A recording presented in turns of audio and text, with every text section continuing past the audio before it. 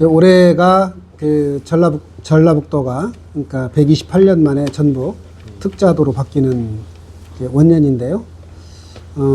이제 특별자치도는 제가 처음에 이제 그 사실은 처음 관련된 법안을 발의를 했었고, 물론 나중에 공동 발의 법안들이 그 병합해서 하나의 법안이 됐지만, 이제 그래서 그런 그 법안을 처음으로 성안하고 제출했던 그 의원으로서 누구보다도 감회가 새롭고, 이제 이 전북 특별자치도를 좀 더 완성을 해야 되겠다, 이제 그런 생각을 좀 갖고 있습니다.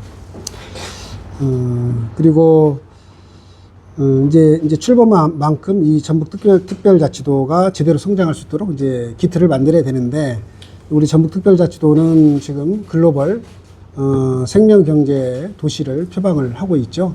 그런데 이 글로벌 생명도시 전북 특별자치도를 만들어감에 있어서 우리 완진무장이 완주질환 무주장수가 가장 선도 지역으로서 이 전북 특별자치도의 발전을 또 견인하는데 그 중심적인 역할을 하고, 그러니까 이제 우리 그 전북, 그러니까 완진무장도 업그레이드를 시키고, 이 업그레이드된 우리 완진무장이 말하자면 전북 그 특자도의 발전을 견인하고 또 대한민국의 발전을 견인하는 선두에서 이끄는 그런 꿈을 꾸고 있습니다. 그래서 그거를 좀 실현시키고자 3선 중진이 되면 3선의 힘으로 좀 더 3배 빠르게 그런 꿈을 좀 이룩하겠다, 이런 겁니다. 그래서 이제 조금 더 보충해 설명하면, 그래서 이제 그러면 4개, 우리 완진무장의 4개의 군을 어떻게 할 거냐라고 했을 때는 이제 4개의 이제 말하자면 그 발전 비전, 그 지역의 특성에 맞는 발전 비전을, 발전 전략을 강조해서, 예를 들어서 이제 완주는 첨단 경제 특별시, 그다음에 진안은 휴양 관광 특별시, 무주는 청정 태권 특별시, 그다음에 이제 장수는 미래산업 특별시, 요런 것들을 만들고 싶은 거죠. 그래서 이제 그거를 그렇게 만들어지면 이제 그게 우리 전북 특자도의 글로벌 생명경제도시 전북 특자도를 가장 이렇게 앞에서 이렇게 끌고 가는 그런 역할을 하겠다는 거죠. 예, 감사합니다. 그러면 일단 이제 이렇게 또 출마를 혼자 하시는 건 아니시잖아요. 다른 후보들도 있는데 다른 후보님들보다 좀 경쟁력이 더 있다라면 혹시 어떤 게 있는가? 혹은 또 상대적으로 또 이제 혹시 좀 부족한 부분이 있다면 어떤 게 있는지 나눠서 좀 한번 설명 좀 해주십시오. 아무래도 이제 저는 간단히 얘기하면 이제 현재는 재선 의원이니까 이제 국회에서 활동하는 것, 또 이제 당에서 활동하면서 쌓아왔던 이런 그 역량이 좀 더 있다고 생각을 합니다. 이제 조금 뭐 구체적으로 설명을 하면, 저는 이제 지난 8년 동안 의정 활동을 하면서 우리 그 국민들과 주민들과 가장 잘 소통하는 의원으로서 활동하려고 노력을 했고, 또 거기서 성과를 만들려고 이렇게 노력을 했고요. 그래서 누구보다도 저는 소통을 잘할 수 있다고 생각합니다. 원래 제가 이제 시민단체 변호사를 하면서도 시민단체 활동을 쭉 해왔기 때문에 우리 그 주민들과 국민들과 소통이 중요하다고 생각했고, 또 그런 노력을 많이 해왔죠. 두 번째는 그 의정 활동을 하는 동안 그 성실한 그런 의정 활동을 해왔고, 그래서 8년간 우리 당에서 그 국정감사에 주는 국정감사 우수 의원상을 8년간 연속으로 수상을 했는데, 그것도 아마 드문 사례일 겁니다. 그리고 또 20대, 21대 그 8년 동안 국회 두 대 동안에 법률, 의정감시 법률 전문 시민단체로부터 대한민국 헌정 대상을 2번, 2회 연속으로 수상을 했고요. 이게 4년씩 통틀어 갖고 하는 거거든요. 그걸 이제 2번 더 받았고, 그다음에 또 한 가지는 이런 국회의원으로서 전문성, 특히 이제 입법 부분과 관련된 저는 부분에 있어서는 전문성이 있다, 이렇게 생각을 합니다. 예를 들어서 이제 전북 특별자치도법을 비롯해서 21대 국회 4년 동안에 총 보니까 이제 82건의 법안을 발의를 했는데, 그 중에서 44건이 그 국회 본회의를 통과를 해서 법안 통과율 54%라고 합니다. 근데 이게 우리 국회 내에서 상당히 높은 수위에 있고 아마 내가 알기로 우리 전라북도 의원들 중에는 가장 그 높은 그 순위라고 이렇게 보도된 걸 본 것 같아요. 그러니까 이번에 뭐 특자도가 된 것도 사실 어떻게 보면 법조인이셨기 때문에 그런 이력이 좀 상당히 도움이 많이. 아무래도 조금 더 그렇다고 봅니다. 예. 이제 뭐 조금 제가 남들에 비해서 좀 부족하다고 하는 거는 남들 들어보면 일은 많이 했는데 왜 이렇게 홍보를 안 하느냐 뭐 이런 얘기를 많이 하고 있어서 천성적으로 일을 열심히 하면 되지 뭐 굳이 이렇게 홍보를 해야 되느냐 이런 생각이 은연중에 있다 보니까 그런 것 같아요. 삼선 되시면 그때 홍보를 좀 더 많이. 오늘 이렇게 이제 뵀으니까 좀 홍보 좀 많이 해주십시오. 예. 일단 남북 관계 참 어려운 과제인데요. 이제 위원님께서 생각하시는 그 남북 그 대북 정책에 대해서 한번 이야기를 해주시면 좋을 것 같습니다. 지금 남북 관계가 윤석열 정부 들어와서 그야말로 그 대결이 아주 대결과 그러니까 갈등과 대결이 심화되면서 상당히 우려스러운 상황입니다. 전문가들 같은 경우도 그 한국 전쟁 이래로 최대 위기다 이런 정도로 지금 진단들을 하고 있는 전문가들이 있고 또 국민이 느끼는 불안감도 상당히 큰 것도 사실입니다. 그런데 이제 이렇게 된 원인은 뭐 여러 가지가 있겠지만 북한에서도 어쨌든 계속 이제 강한 이런 그 대응을 한 측면도 있고 여기에 맞서서 윤석열 정부도 강대강으로 대결을 강화하는 이런 정책을 해왔다고 생각을 합니다. 그러면서 사실 뭐 9.19 군사합의 같은 것도 지금 거의 지금 파기가 됐죠. 그런 정도로 이제 그 소통 채널도 좀 단절되어 있어서 이게 그 만약에 이제 이런 그 서해안 같은데 이런 접경 지역에서 만약에 우발적인 충돌이 군사적인 어떤 충돌로 비화했을 정도로 상당히 지금 위태로운 상황이다. 걱정이 크다라는 점을 먼저 말씀을 드리고요. 결국은 그런데 이제 우리 정부나 대통령이 해야 될 일은 어떤 그 우리 전쟁이 일어나지 않도록 이런 평화를 잘 관리를 하는 게 필요하고 또 평화 통일을 위한 기반들을 잘 만들어가는 게 필요한데 지금 같은 대결 정책 기조를 바꿔야 된다, 전환해야 된다 이렇게 일단 말씀을 좀 드리고요.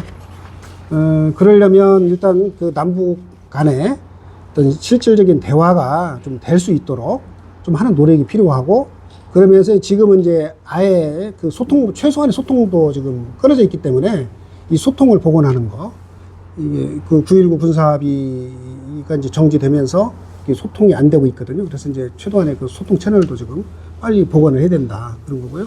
그 다음에 이제 민간 차원에 이렇게 그 당국 간에 이렇게 그 갈등이 심할 때는 민간 차원의 교류를 활성화하는 것이 긴장 완화에 도움이 되거든요. 그런 측면에서 보면 민간 차원의 교류를 활성화하는 것도 좀 필요하겠다. 그런데 현재 정부가 남북교류협력법을 개정을 해서 민간 교류에 관련된 규정을 위반할 때 좀 처벌을 좀 더 강화하겠다는 이런 기조여서 좀 걱정이 좀 됩니다. 그래서 이제 그런 부분들은 그렇게 해서는 안 되고 어쨌든 민간의 어떤 교류를 활성화하는 그래서 그걸 통해서 남북 간에 또 이런 막힌 거를 물꼬를 트는 그런 일들을 해야 되지 않나 이렇게 보고 그 다음에 이제 외교 관계 측면에 있어서도 한미일 간에 이런 그 안보 협력은 협력대로 강화를 해서 대북 억제력을 유지하면서도 그걸로 끝나는 게 아니라 실제로 예를 들어서 말하자면 그러면서 동시에 러시아에 대한 관계나 중국에 대한 관계도 어려워지고 있거든요. 그러니까 한미일 공조를 강화하면서도 그 예전에 보수 정부도 했던 북방 외교처럼 이런 그런 러시아에 대한 관계 또 중국과의 관계를 잘 풀어서 이 한반도 상황을 이런 위태롭지 않도록 안정적으로 관리하는 노력이 어느 때보다 필요하다 이렇게 말씀드릴 수 있을 것 같습니다. 일단은 사스, 메르스, 신종플루에 이어서 이제 코로나 때문에 국민들이 좀 많은 고통을 좀 받았는데 이게 우리나라뿐만 아니라 세계적인 좀 문제이기도 하지만은 앞으로 이제 올해 중국에서 작년에 이제 또 바이러스 감염 사례가 발생했던 것처럼 이제 바이러스 감염에 대한 예방 대책은 철저히 좀 해야 될 필요가 있다고 생각이 들고 있거든요. 이제 차기 이제 의원님이 되시면은 그런 감염병 예방에 대한 좀 적극적이고 그 창의적인 대안 같은 것도 좀 필요할 거라고 생각을 하는데 어떤 좀 보관을 가지고 계십니까? 그 문제에 관해서는 일단 원칙적인 측면에서 조금 말씀을 좀 드려야 될 것 같아요. 지금 이제 우리가 포스트 코로나 시대를 겪고 있는데, 이게 기후위기하고 그 맞물려서 앞으로 아마 이 감염병이 더 말하자면 전 세계적인 범위에서 더 자주 발생할 수 있는 개연성이 크다, 이렇게 생각을 합니다. 그래서 앞으로 이 바이러스가 언제 발생할지, 또 이게 전 지구적으로 어디서 발생할지 모르기 때문에 상시 이 감염병에 대한 상시 감시 태세를 갖추고, 또 이거에 대한 대응 역량을 강화해서 즉시 이걸 조기에 좀 대처할 수 있도록, 방지할 수 있도록 하는 게 총론적으로 그런 방향으로 가야 된다, 이렇게 생각을 하고요. 그래서 이제 무엇보다도 그러려면 감염병 발생이 지금 국내에서만 발생할 게 아니라 지금은 국외에서 글로벌하게 지금 발생을 하고 있기 때문에 국외에서 발생하고 유행하는 이 감염병에 대해서도 실시적으로 감시하고 분석하고, 또 국제기구의 어떤 네트워크나 이런 것들을 통해서 정보를 실시간으로 이렇게 말하자면 소통하고, 또 이런 국제적으로 또 연대를 해서 이 감염병별로 여러 가지 병원체 유전 정보를 데이터베이스화 해서 이것을 신속하게 대응하고, 만약에 변이가 발생한다든가 하면 여기에 대해서도 신속하게 대응할 수 있는 국가적 대응 체계와 역량을 갖추는 게 필요하다, 이렇게 좀 말씀드릴 수 있을 것 같습니다. 후보님도 체감하시는 것처럼 농촌과 도시의 의료 서비스 격차 문제가 갈수록 심각해지고 있는데요. 농어촌 의료의 마지막 보류를 할 수 있는 공중보건의도 갈수록 줄어들고 있는 실정입니다. 후보님께서 생각하시는 농촌 지역의 의료 서비스 수준을 높일 수 있는 방안은 무엇이라고 생각하는지? 이제 뭐 여러 가지로 생각해 볼 수 있을 것 같은데, 이제 최근에 지금 지역의 이제 공공의료 필수 인력을 확대를 해야 된다라는 그런 것과 관련된 논의들도 있는데, 그게 좀 시급하게, 근본적으로는 그게 좀 시급하게 돼야 된다고 봐요. 그래서 이제 그러니까 공공의료 인력이 지역에도 충분히 있을 수 있도록 하는 국가적인 대책, 그리고 이제 그에 관련된 법이 좀 빨리 통과가 돼야 되죠. 예를 들어서 지금 그 법안이 공공의료대학원, 그러니까 공공보건의료 대학원을 설립하려고 하는 법안이 국회 보건복지위를 통과를 했는데, 지금 이게 법사위에서 논의도 좀 못하고 있는 상황이거든요. 그러니까 이제 그거를 이제 국힘 쪽에서 협의를 해야 되는데, 그 협의를 잘 안 하고 있어서, 논의도 못하고 있어서, 어쨌든 그거를 좀 빨리 국회 본회의에 통과시킬 수 있도록 하는 거는 국가적인 차원에서 해야 될 일이라고 봐요.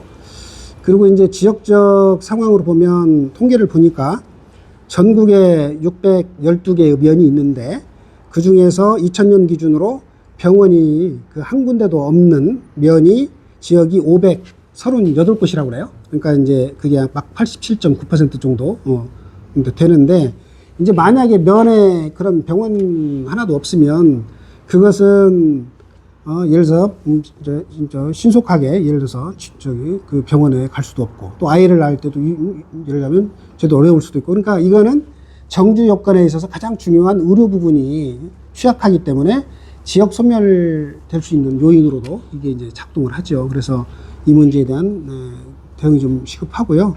이제 그러려면 아무래도 각 읍면 단위별로 의료 취약 지역을 이제 최소화하는 거, 기본적으로 최소화하는 게 필요하고, 그 다음에 이제 의료기관과 환자 간의 시간상 또 물리적인 이런 거리, 이런 것들을 어떻게 하면 최소화할 거냐, 빠르게 접근할 수 있게 할 거냐. 그 다음에 이제 고령자나 취약자 같은 경우가 병원만 찾아가는 게 아니라 병원에서 그 환자들을 찾아갈 수 있게 하는 거예요. 그것도 좀 필요하다고 생각합니다. 근데 이러려면 아까 말했던 공공의료, 보건의료를 담당하는 의료 인력, 보건 인력을 말하자면 시급하게 양성하는 것이 필요하고, 그에 관련된 법이 빨리 통과가 필요가 있죠. 그리고 이제 그런 것들이 만들어지면 진료의 방식에 있어서도 지금은 이제 병원에 가서 대면 진료만 이렇게 하게 되는데, 앞으로 아까 말한 것처럼 이제 의사가 직접 찾아가는 방문 의료, 그리고 또 비대면 의료 같은 것도 또 코로나 비대면 같은 거 필요하다고 봐요. 그게 이제 코로나를 거치면서 비대면 의료도 상당히 좀 했거든요. 그런 경험이 있기 때문에 그런 부분도 필요하고, 또 이렇게 의료기관이 주민들과 좀 더 긴밀하게 이렇게 말하자면 그 진료를 할 때는 아무래도 인력이라든가 여러 면에서 좀 그 부담이 되는 것이 있을 거라고 봐요. 그러면 그거에 대해서는 국가가 좀 지원을 해야 되겠죠. 이런 인센티브를 제공하든지 이제 지원하는 그런 일들도 하고요. 그 다음에 이제 그런 거를 주로 담당하는 거는 아마도 지방 의료원들이 그런 거를 담당할 거라고 보는데, 지금 전국에 38개 지방 의료원이 있다고 그러는데 전부 다 이게 그 운영하는데 재정적인 그 어려움들을 호소를 합니다. 그래서 이 지방 의료원에 대한 그 지원을 지금은 예를 들어 지방자치단체 지난 의료원 같은 데도 예를 들어 지난만 그거 하라고 그러면은 운영하라고 그러면 상당히 지방자치단체의 재정이 열악하기 때문에 제대로 운영하기가 어렵거든요. 그러니까 이런 그 공공의료를 담당하는 지방의료원에 대해서는 이런 국가에서도 이제 여러 가지로 이제 지원을 좀 더 강화할 필요가 있다.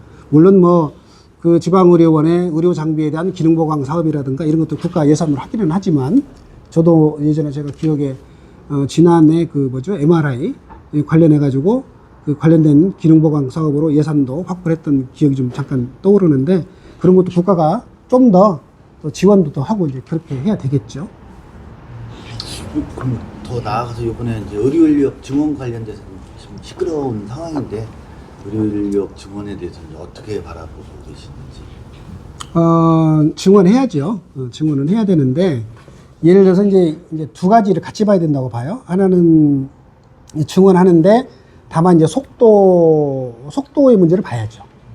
그리고 그 다음에 이제 지금 의사들 같은 경우에도 그 말하자면 적정 그 수가를 받지 못해서 병원에 어려운 점들도 많이 호소를 해요.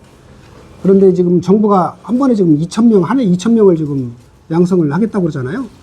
그러니까 이제 과연 그것이 맞는 것인지에 대해서는 좀 더 따져볼 점이 있다고 생각을 하고, 조금 지나치게 급격하게 확대하는 경우에 기존에 있는 의료 병원들 같은 경우가 이제 말하자면 여러 가지 또 운영의 문제들, 또 뭐 여러 이제 수가의 문제들이 있기 때문에 그런 점들을 좀 면밀히 살필 필요가 있다. 그리고 두 번째는 다만 그 문제하고 아까 그 지역의 이런 공공의료와 관련된 이 필수 의료와 관련된 거는 좀 다른 문제예요.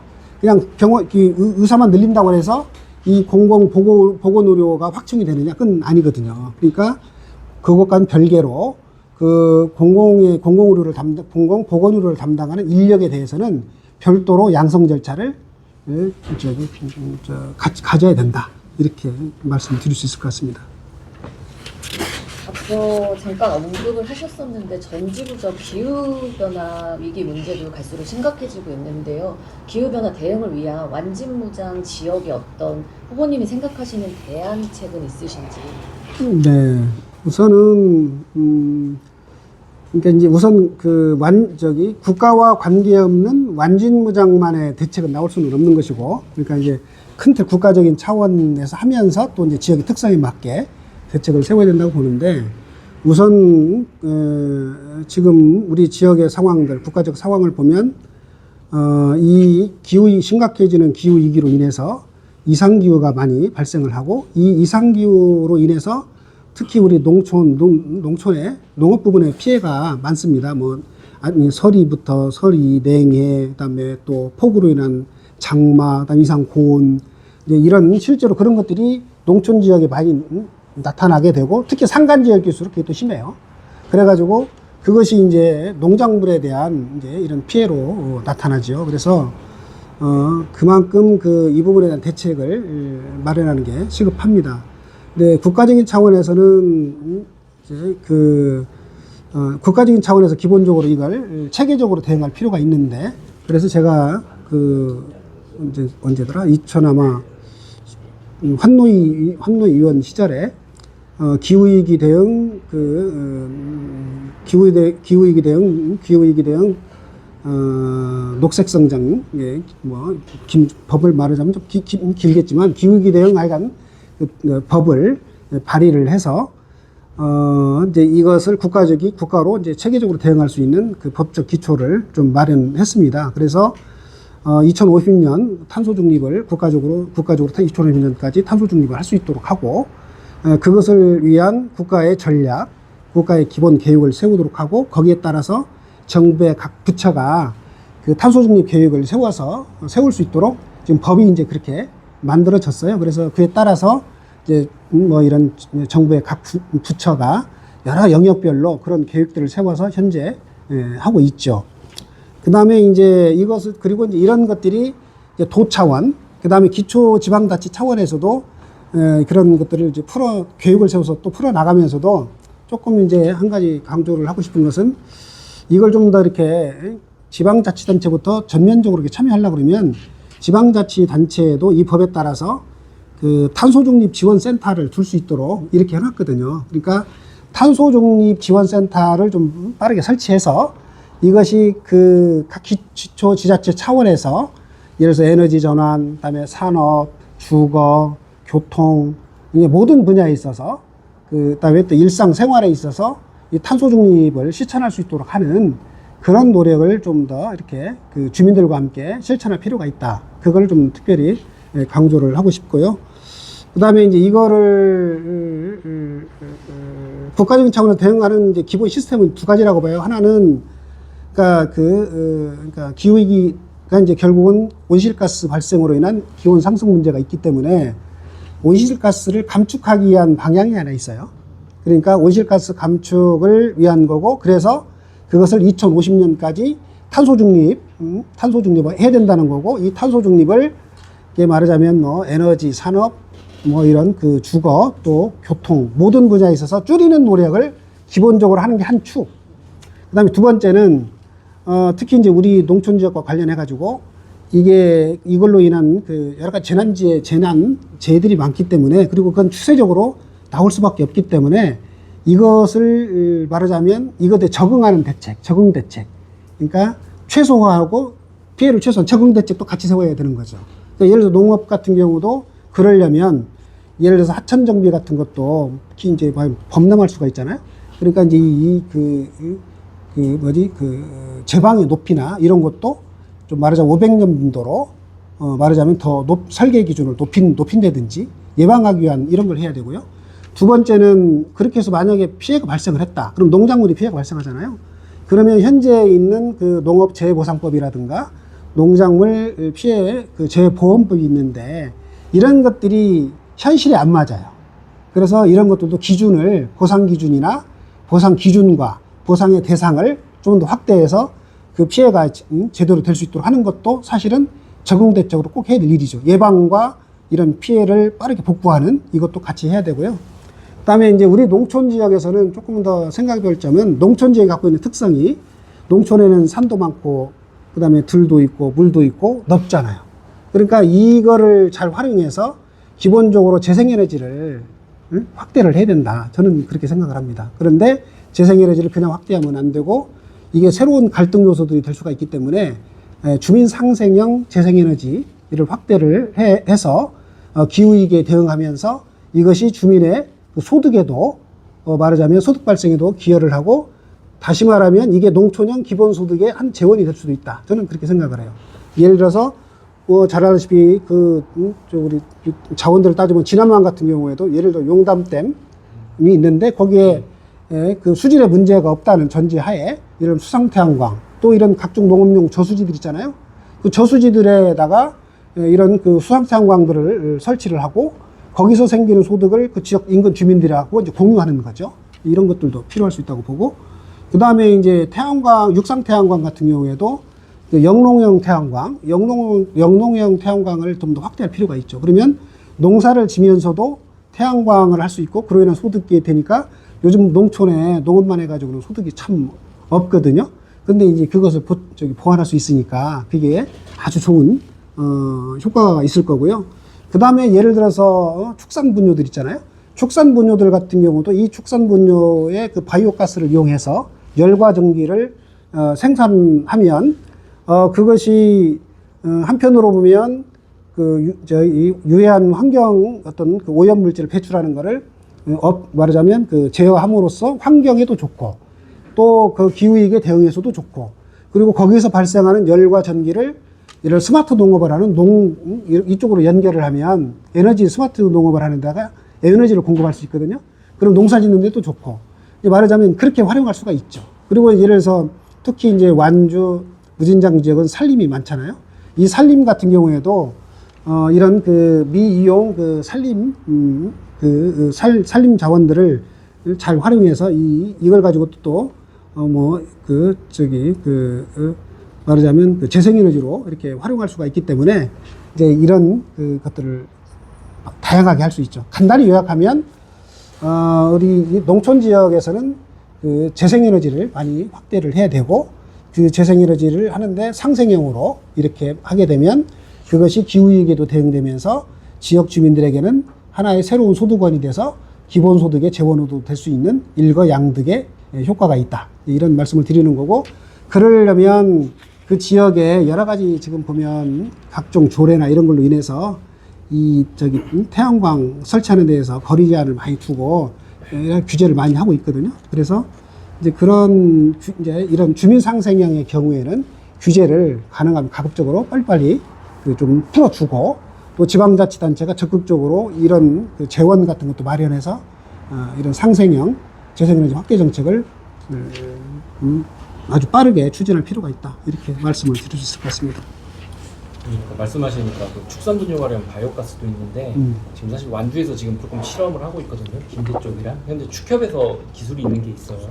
축산분뇨로 바로 에너지를 만드는 게 아니고 이렇게 펠릿 형태를 만들어서 이렇게 폐사료하고 좀 이렇게 섞나보다. 그러니까 이제 그게 우분 연료와 사업인데요. 그래서 그렇지 않아도 저도 그러니까 이제 우분 연료와 같은 게 그러니까 우분을 가지고 말하자면 어떤 거는 이제 그 암모니아 가스를 만들어서 그걸 열과 전기로 생산하는 경우도 있고, 그 다음에 그것을 펠렛 형태로 만들어서 연료로 이제 하는 수도 있죠. 예, 그게 이제 사업용으로 보면 우분 연료화 사업이에요. 이번에 제가 올해 작년에 예산 심사를 할 때 막판에 그 우분 연료화 사업 그 예산을 확보를 했죠. 그래서 완주에서 아마 그걸 하게 될 텐데, 국가적으로는 뭐 상당히 그게 좀 기대가 크고, 특히 완주 같은 경우는 이게 아마 축산농가 많다 보니까 특히 완주가 좀 소를 많이 키우잖아요. 예, 그래 소 키우는 농가에도 도움이 될 거고, 그다음에 완주가 오염 총량제 관련된 규제가 있는데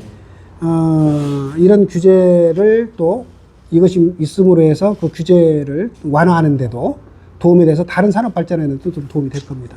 또 화력발전소도 관심이 많다고 그러더라고요. 그냥 섞어서 이렇게 10%가 맞춰야 되는 게 있는데 네네네. 굉장히 좀 편하다고 그러더라고요. 예, 그렇습니다. 네. 많이 가져오시고. 예, 이번에 하여간 그 예산 확보하는데 고생 많이 가지고 했으니까요. 홍보를 좀 그러면서 좀. 그러니까 내가 이거 홍보를 해야 되는데 홍보를 해가지고 나중에 한번 자세하게 한 번 더 그 과정에 대해서 한번 그 과정과 의미에 대해서 한번 좀 설명을 드리겠습니다. 그리고 완주 쪽 좀 질문 좀 한번 드릴게요. 네. 뭐 이제 지금은 좀 어느 정도 여론화가 좀 된 것 같은데, 또 이제 신년 초부터 전주 쪽에서는 완주하고 통합하자고 시장님부터 나서셔서 막 이러고 있어서, 또 근데 또 이쪽 현재 지역구 의원님 입장에서는 좀 다르게도 보이실 수 있을 것 같아가지고 혹시 어떻게 보시는지, 어떤 입장이신지 좀 간단하게 한 말씀. 요거는 조금 설명이 좀 필요할 것 같은데 간단하게 한마디로 하면 석의가 없다고 그럴 것 같고 예, 일단 중요한 거는 여기서 말하는 통합은 전주 완주 간의 행정 통합을 얘기하는 거예요. 그런데 이렇게 이런 통합은 제가 봤을 때는 통합의 주체인 완주 군민의 의사가 제일 중요하다. 통합의 주체인 주민들이 반대를 하면 통합은 불가능합니다. 그래서 완주 군민의 의사가 제일 중요하다는 말씀을 먼저 드리고요. 그런데 현재 진행되고 있는 그 통합 논의는 제가 봤을 때는 절차와 내용 측면에서 좀 문제가 많다, 이렇게 생각을 합니다. 왜냐하면 먼저 절차적으로 보면 아까도 말씀드린 것처럼 이게 전주에 있는 시장님, 그러니까 전주에 있는 정치권 중심으로, 그러니까 일방적으로 이렇게 추진되고 있는 상황이죠. 이제 그렇게 되면은 이게 합리적인 논의가 되지를 않고, 일단은 완주 구민들의 갈등을 더 이렇게 격화시키는 소지가 크기 때문에 대단히 지금 우려스럽다, 이런 말씀을 좀 드리고, 특히 이제 완주가 갖고 있는 그간의 역사를 보면 그간의 통합 논의가 아마 3차례인가 있었다가 주민투표까지 가서 무산이 됐는데 그로 인한 주민 간의 갈등과 후유증이 지금도 있어요. 이런 그런 특수한 그런 사정들이 있고, 사정들이 있죠. 그리고 또 최근 여론조사를 보게 되면 얼마 전에 KBS하고 전북일보가 여론조사를 했는데 그 통합을 반대하는 완주군민이 한 55% 정도가 반대를 현재 하고 있는데 이게 10년 전이나 지금이랑 거의 비슷해요. 그래서 이런 상황에서 이게 그냥 일방적으로 정치권 중심으로 일방적으로 이렇게 추진되는 방식은 대단히 좀 잘못됐다 이렇게 말씀 좀 드리고요. 두 번째는 내용적인 측면에서 봤을 때는 이런 점들이 있는 것 같아요. 그러니까 얘기를 하는데 통합을 하면 뭐가 달라지지? 완주에는 어떤 영향이 발생하고 전주시에는 어떤 영향이 있고 또 전북 특자도에는 어떤 영향이 있는지 실제로 그런 얘기들에 대한 진지한 논의는 없는 것 같아요. 그런 내용은 없이 그냥 통합하자. 통합하면 뭐든지 잘 될 것 같다. 뭐 이런지 모르겠는데 어쨌든 논의가 지금 그렇게 흘러서는 안 된다.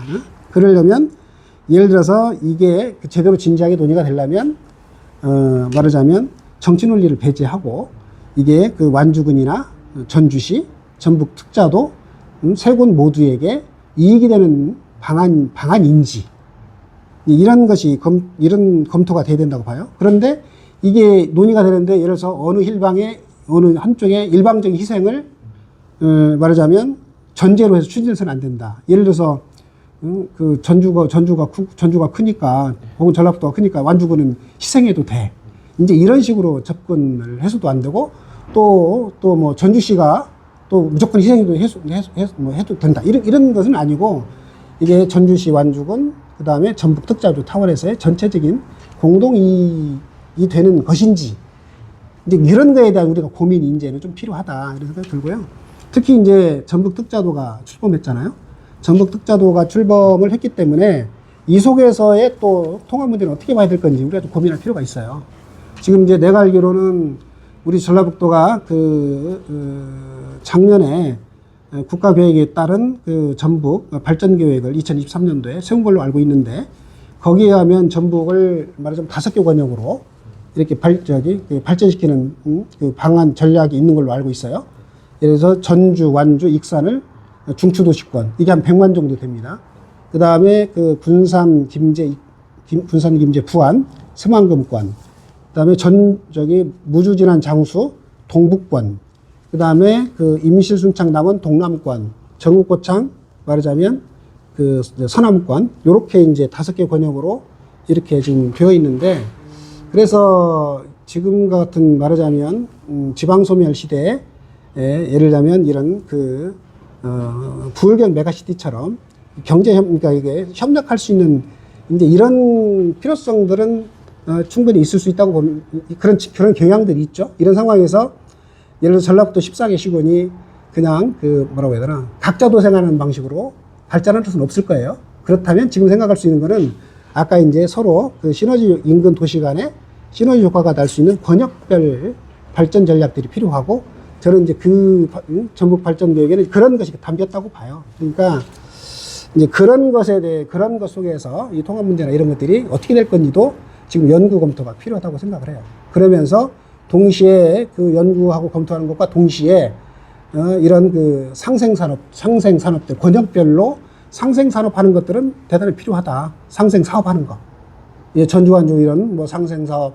그런데 이제 내가 나는 시야를 전주완주만 상생사업할 게 아니라 중추도시권, 100만 경제권이라는 측면에서 전주완주, 익산까지 포함하는 이런 그 상생사업에 대한 고민이 필요하다 이렇게 보고 그래서 이제 사실은 섣부른 어떤 전주완주 행정통합 논의보다는 이런 그 전주완주, 익산 이런 100만 경제권 중추도시를 어떻게 상생하고 발전시킬 수 있는 그런 방안 그런 거에 대한 좀 지혜가 필요한 거 아니냐. 그러니까 말하자면 부울경 메가시티가 있는데 전북형 말하자면 메가시티, 100만 메가시티에 대한 고민이 필요하다. 출마하시는 후보님들이 그냥 막 쉽게 던지시니까 전주에서 출마해서 전주한테 통합하겠다고 공약으로 그러고 있으셔가지고 나는 그분들이 제가 막 이런 연구를 얼마나 했는지 모르겠어요. 나는 근데 이런 얘기 하려고 그러면은 적어도 예를 들어서 아까 전주, 완주, 익산 같은 중추도시권 어차피 제가 그냥 지어낸 말이 아니고 연구를 실제 전문용어로 연구한 거니까. 그리고 그게 100만 명제가 되니까. 그리고 거기가 잘 만들어지면 이 영향이 전북 전체로 미치는 거잖아요. 그러니까 예를 들어서 그런 거를 논의하는 우리 지사님이나 시장님 같은 경우는 예를 들어서 전북 도청을 뭐 이서쯤이나 얘를 옮기고 전주시청을 이런 전라북도 도청 자리에 옮긴다든지 예를 들자면 그 전라북도 내에는 공공기관을 꼭 전주 완주만 두는 게 아니라 말하자면 그 권역별 기능에 맞게 적절하게 분산을 해서 권역별로 발전하면서도 전라북도가 고루 발전할 수 있는 균형 발전에 대한 이런 고민들도 나는 할 필요가 있다. 그런데 얼마큼 고민들을 하고 던지는지 잘 모르겠어요. 솔직한 말씀 감사합니다. 그리고 이제 국회에서 벌써 거의 8년 가까이 이제 하시고 계시잖아요. 완주는 어때 보입니까? 국회에서 보셨을 때. 또 완주에서 이제 그런 어떻게 외부에서 봤었을 때 이제 중앙정부, 그러니까 중앙국회에서 이제 완주는 제가 봤을 때는 그렇습니다.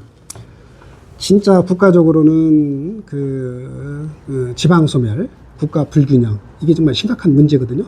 지금도 우리 전라북도가 지금 국회 의석수가 줄느냐 마느냐 갖고 지금 말하자면 복잡한데 이게 지방 소멸과 수도권 서울 수도권 집중은 이게 동전의 양면처럼 쌍둥이처럼 그렇게 돼 있죠.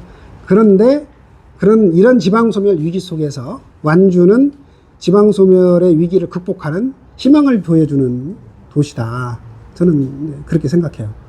인구가 완주는 인구가 늘어나고 있어요. 지금 이제 아마 여기는 정주 인구 기준으로 따지면 아마 98,000명 정도 될 거고, 그 다음에 이제 외국인 등록인까지 포함하면 10만이 좀 넘었다 그래요. 이제 그렇고, 그 다음에 이제 뭐 이렇게 일종의 관계 인구라고 해야 되나요? 관광객들 뭐 이렇게 쭉 와서 방문하는 그런 인구가 한 2천만 명이 넘게 지금 완주가 온다는 거니까, 이제 그런 점에서 보면 인구가 줄어들어서 걱정이 시대에 완주는 인구가 늘고 있으니까, 이제 그게 그런 좀 상당히 다르죠. 두 번째는 산업 측면에서 보더라도 완주의 그 산업은 발전하고 있어요. 그러니까 이제 GRDP 기준으로 따져보면 그 수치는 내가 지금 여기서 따져보진 않겠지만 그것도 상당히 높은 수준이거든요. 그래서 우리 밖에서 봤을 때 완주는 전국적으로 이 지방소멸의 위기를 뚫고 극복해가는 어떻게 보면 기적을 이루고 있는 도시다. 이제 저는 그런 생각을 하고요. 그런데 이제 이런 완주군이 앞으로도 계속 그러면 이렇게 성장하고 앞으로 계속 발전해 가려고 그러면 이제 뭐가 필요하냐라고 했을 때는 저는 그 완주의 일종의 발전 잠재력 이런 것이 가장 큰 일종의 수소산업을 중심으로 해서 혁신 성장의 거점을 잘 만들고 거기에다가 정규 여건을 잘 갖춰주는 거. 요게 이제 필요하다고 봐요. 그리고 저는 사실은 2016년 국회의원 당선 이후에 18년까지 이런 방향으로 실제로 저는 지금 돌이켜보면 그런 노력을 해왔어요. 그래서 그 정규 여건을 갖추는 이런 도심을 형성하는 측면에서 보면, 지금 삼봉지구가 제가 2016년에 봤을 때 거가 한 10여 년간 아마 멈춰 있었을 거예요. 멈춰 있었는데, 이것을 그때 제가 그 국토교통위원이었고, 그때 이제 LH가 이쪽 여기잖아요. 그래서 오셨던 LH 전북본부장님하고 LH 쪽하고 정부기관하고 완주군하고 그때 협의를 좀 해서 이 멈춰 있는 삼봉지구 이제 다시 이제 시작합시다. 이렇게 설득을 해가지고 그때 아마 2016년 말인가? 그때 아마 다시 그 다음 총과 이렇게 그 착공을 시작해가지고 지금 이제 그 삼봉신도시가 이제 다 지금 입주가 지금 원래 한 6,000세대 되는데 지금 한 5,000세대를 넘었나 좀 거의 다 들어왔습니까? 그래서 그 정도까지 지금 들어와서 인구가 이제 들어왔고 그것이 지금 작년 연말에 3례가 인구 2만 늘었다고 큰 축하 행사를 했는데 인구 2만 느는데 결정적인 역할을 했죠. 그리고 완주 그러면서 동시에 그 지금 용진에 완주군청이 들어있는 운곡지구 거기가 아마 2,000세대 될 겁니다. 거기도 이제 말하자면 새로운 행정타운이 만들어졌죠. 이제 그렇게 하면서 이제 새로운 도심들이 형성이 되고 공동주택 단지가 만들어지고 거기에 이제 문화체육 이런 것들이 갖춰지면서 교육 이게 정주 여건을 갖춘 도시들이 만들어지죠. 그런데 도시만 있으면 안 되고 결국은 먹고 사는 문제와 관련된 것들이 또 근본적으로 필요합니다. 그래서 아까도 잠깐 언급했지만 미래의 그 성장 가능성이 큰 이런 산업을 중심으로 해서 핵심적인 산업을 길러내야 되는데 이제 그게 말하자면 내가 봤을 때는 완주가 수소 산업을 중심으로 그렇게 지금 장점을 갖고 있고 수소 산업을 해야 된다는 거죠. 왜냐하면 여기 현대자동차를 현대자동차 상용차 공장을 중심으로 완주 공단이 아마 전북에서 아마 제일 큰 공단일 겁니다. 그런데 기업체 수도 많고 그러니까 이제 이게 현대자동차 관련된 전후방 산업들이 다 있는데 앞으로 기후위기 시대에 현대자동차도 빨리 미래차로 전환을 해야 되는데 이 상용차 부분은 수소차 쪽에 강점, 수소차로 가야 되고 또 그 부분에 강점이 있거든요. 그래서 이 수소 산업, 그러니까 여기서 수소를 생산하고 또 저장 운송하고 또 자동차 산업에 어떤 기반을 또 만들고 수소용품 또 검사지원센터도 만들고 하는 이제 수소 시범도시 뭐 충전소 깔고 이제 이런 그 수소 산업 기반을 쭉 만들어 왔죠.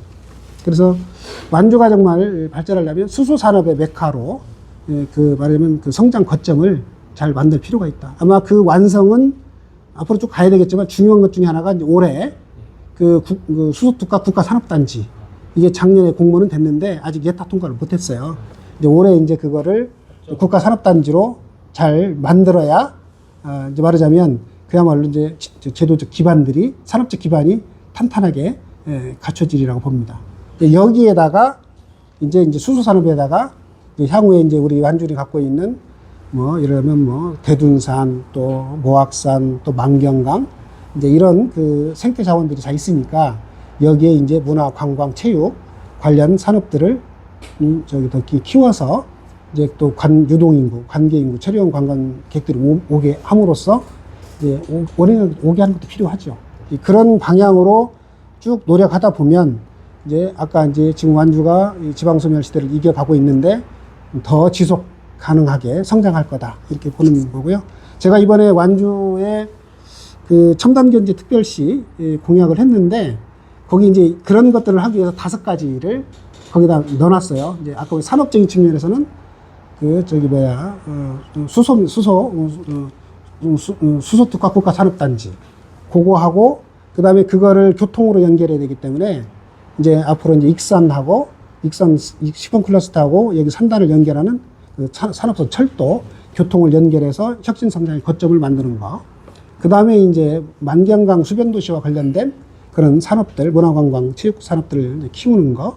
그 다음에 이제 그것이 단순하게 그것만 있다고 되는 게 아니라 이제 교육 여건하고 관계가 있어야 돼요. 그래서 여기 이제 살면 여기 교육 여건도 있고 여기 사는 분들이 항상 학교 때문에 막 밖으로 나가니까 그 부분에 그런 부분하고 그 다음에 여기서 양성한 사람들이 또 기업에 또 들어가야 되니까 이런 교육 특구를 지정하는 거, 그거 하고 그 다음에 이제 이런 걸 행정적으로 이렇게 잘 서비스할 수 있도록 이런 완주세무서 또 농관원 같은 공공기관 이런 것들도 좀 더 유치를 해야 되고 이런 것들이 종합적으로 이제 서비스 될 수 있으면 완주시가 현재 완주 군 체계로 돼 있는데 이게 이 행정 수요를 군 체계로 감당하기에는 인력도 부족하고 그러다 보니까 이제 뭐 새로운 인력을 말하자면 임시 인력을 쓰고 어쩌고 하다 보니까 지금 재정적인 페널티도 얻고 있어요. 그래서 완주를 시로 좀 빨리 전환할 필요가 있어서 시 승격을 해야 되고 그래서 그를 위한 입법적인 어떤 준비를 하려고 합니다. 현 조건에서도 좀 시로 볼 수 있게끔 기준을 안 한다든지. 그렇죠. 지금 현재는 시가 되려고 그러면 아마 15만이 되거나 읍이 아마 5만 이상 읍이 돼야 될 텐데 이제 그거를 조금 전부 특자도법이나 또 이번 지방자치법 이런 걸 좀 바꿔가지고 이제 그게 되지 않더라도 시가 될 수 있게끔 하는 방안을 좀 찾아보려고 합니다. 사실 3번째 질문이 있었는데 방금 해주신 말씀하고 다 있는 그런가요? 해가지고요. 네, 그러네요. 뭐냐 이거 짧게 한 말씀. 완주가요 이렇게 정체성 찾아야 된다 이런 얘기가 사실 딱 있어왔어요. 완주하면 이게 진안 같은 거 딱 마이산 딱 떠오르거든요. 근데 완주는 이게 너무 많은 게 문제가 있어요. 대군산도 있고 뭐 망경강도 있고 하니까 그러니까 뭔가 이렇게 통일된 뭔가가 좀 없다. 그래서 사실 따지고 보면 다 좋은데 뭐 그러다 보니까 뭐 수소도시, 문화도시 이제 지난번 행정에서 로컬푸드 1번지 해왔는데 지금은 다 어정쩡해버리 하는 것 같아요. 혹시 그러게요. 뭐 혹시 그냥 개인적으로 의원님께서 생각하시는 완주 대표 하나 뽑다 뭐 뽑으면 좋을까요?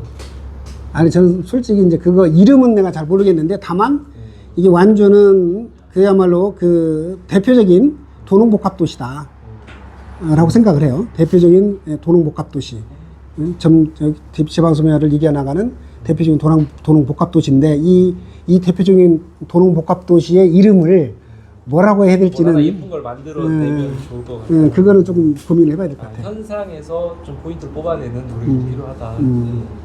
감사합니다. 저는 그런 거. 완주는 산업단지가 희망이 보이는데 무주진한 장수 같은 경우는 농공단지나 산업단지가 굉장히 지금 침체되어 있는 게 사실이거든요. 그렇지. 보면은 농어촌 지역이라도 산업단지가 좀 특화돼서 좀 활성화된 지역 같은 경우는 굉장히 지역이 좀 활성화되고 하는데 특히 진안 같은 경우는 농공단지가 좀 환경적으로다가 오폐수 처리 시설도 직접 해야 되고 어려운 점이 많아서 고민이 많이 되는 부분 중에 하나가 농공단지인데 그렇죠.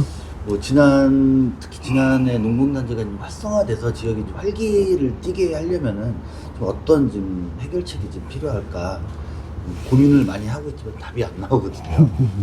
의원님께서 이제 이거는 아마 이것도 이제 크게 보면 이제 국가 전략적인 차원에서의 고민이 있고, 그 다음에 이제 우리 지역에서의 고민이 있다고 봐요. 이제 국가적인 차원에서는 저는 국가가 수도권 일극 체제, 서울공화국을 빨리 벗어나야 된다. 그래서 대한민국을 말하자면 그 초거대 경제권을 다극화할 필요가 있다. 그러니까 서울 같은 거를 여러 개를 만들 필요가 있다. 이렇게 생각을 해요. 그래서 뭐 예를 들어서 한때 그런 얘기가 있었잖아요. 뭐 부울경 메가시티, 그 다음에 대구 경북 그쪽에 메가시티, 그 다음에 충청권 메가시티, 그 다음에 이제 호남권 광주 전남 메가시티 이런 게 있고, 그 중에서 이제 특별자치도가 제주도, 강원도, 전북, 이게 이제 우리가 5극 3특이라고 그러는데, 그것의 근본 발상은 사실은 수도권 집중, 수도권 일극주에 대항하기 위해서 다극체제를 만들자는 그런 건데, 저는 지금도 그거 유효하다고 봐요. 근본적으로 그런 발상이 되면서 이제 지역의 문제를 다시 봐야 된다, 이렇게 생각을 합니다. 그런 점에서 보면, 본 얘기 들어가기 전에, 사실은 이번에 그 대구 광주 간의 달빛 내리수철도, 그게 참 큰 의미가 있는 겁니다. 그게 이제 단순하게 고속철도를 대구 광주 간에 그 1시간에 주파를 한다. 그것만 의미가 있는 게 아니고요. 그래서 동서화합, 그것만 의미가 있는 게 아니고, 그것보다 더 큰 의미가 뭐냐면, 그 거대 남부 거대 경제권을 수도권 집중에 대항하는 거대 남부 경제권을 만드는 의미가 거기에 있어요. 그 철도를 기반으로, 그 다음에 대구와 광주는 공항을 기반으로 해서 이 철도의 가운데쯤인 그 장계, 그 함양의 서상 이곳에다가 100만 평씩 말하자면 AI 반도체 첨단 산업단지를 만들고, 거기다가 이제 그 첨단 산업단지역을 만들려고 하는 그 구상이 있거든요. 그걸 통해서 결국은 수도권에 대항하는 거대 남부 경제권을 만들자라고 하는 건데, 만약에 이제 그런 것들이 만들어지잖아요. 그래서 실제로 그렇게 된다. 그러면은 가장 낙후의 상징인 무주진앙 잔수가 어떻게 보면 가장 첨단 산업의 중심이 이렇게 될 수도 있는, 친환경 첨단 산업의 중심이 될 수도 있는 거예요. 일단은 이제 그거는 큰 틀의 얘기고, 그래서 이제 그거는 그것대로 정말 꼭 해야 될 일이라고 생각하고요. 그 다음에 지역의 이제 산단 문제를 보면, 특히 이제 진안 같은 경우에는 그 산지도 많고 그래가지고 이게 산단의 면적이 좁고, 그 다음에 오염 총량제라든가 각종 규제로 인해가지고 거기 들어올 수 있는 기업이 대단히 한정돼 있어요. 많은 기업들이 못 들어오는 문제가 있고, 두 번째는 거기가 워낙 인구가 좀 적다 보니까 이게 이제 그 기업이 그나마 이제 들어온 기업들이 원하는 인력을 구하기가 이제 쉽지 않고, 또 생활 인프라나 이런 것들이 부족하다 보니까 그분들이 거긴 잘 없으려고 그러죠. 그러니까 사람 구하기가 이제 어려운 이제 그런 문제가 있습니다. 그러면 이제 이 문제를 어떻게 풀 거냐? 그러면 이제 그 지방 산단, 특히 진안 같은 경우에는, 농공단지 같은 경우에는 이 규제 중에서 이제 말하자면 그 수도법으로 인한 수도법이 2010년도에 개정이 됐는데, 이 수도법에 의하면 상수원 보호구역 외의 지역에서 이 공장 설립을 제한하는 지역으로가 돼 있어요. 그러다 보니까 이제 원래 허용되어 있는 폐수 처리 용량을 넘어서는 시설을 증량이라든가 이게 새로운 공장을 만들거나 이걸 변경하는 것이 다 이게 지금 안 되게 돼 있거든요. 그래서 이제 뭐 그 문제에 좀 국한해서 보면 빠르게 이제 그 폐수 처리를 할 수 있는 용량 그 사업 예산을 좀 확보를 해가지고 빨리 그걸 좀 설치를 좀 해서 앞으로 이제 그 폐수 처리 용량이 확대가 되면 기업들이 좀 들어올 수 있잖아요. 이제 그런 것들을 해야 되고요. 두 번째는 이것을 과도하게 이제 규제되어 있는 것들은 향후 입법적으로 이것을 이제 푸는 이 규제를 좀 완화할 수 있도록 하는 그 노력도 돼야 된다고 봅니다.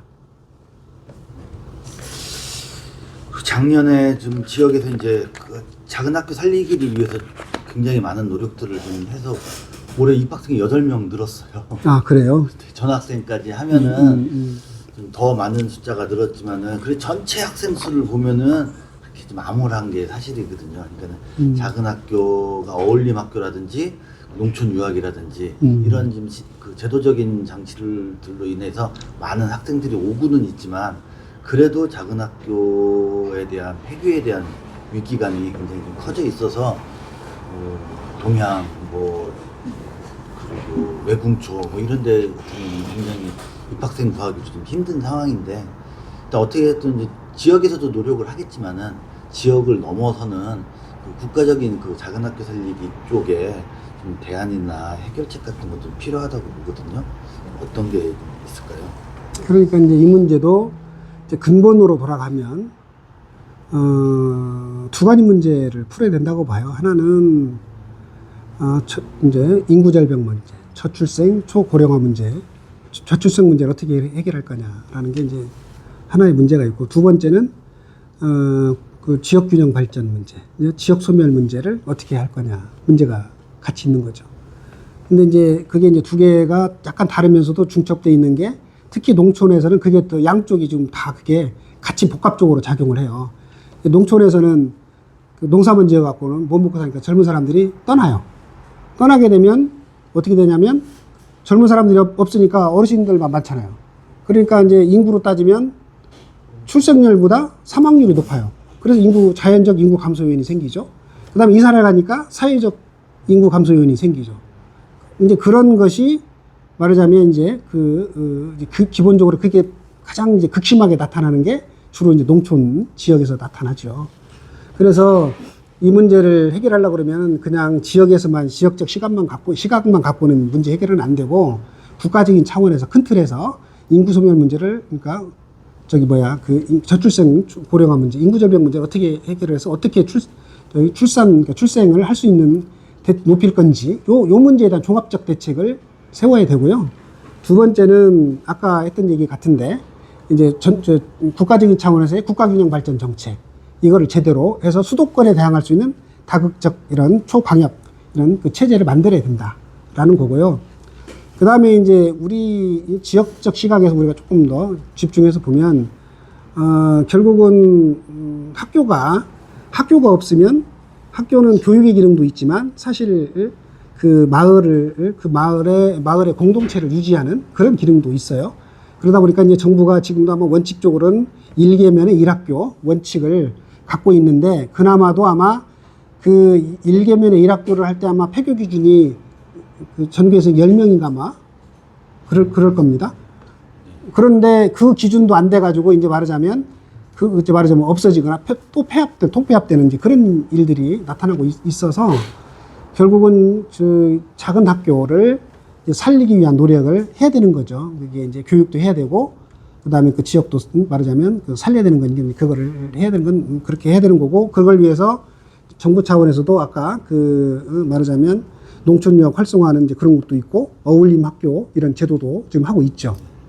이제 그러면 내가 봤을 때는 우리 전라북도 입장 전국적인 차원에서는 어울림 학교 제도를 좀 더 확대할 필요가 있다. 저는 그렇게 생각합니다.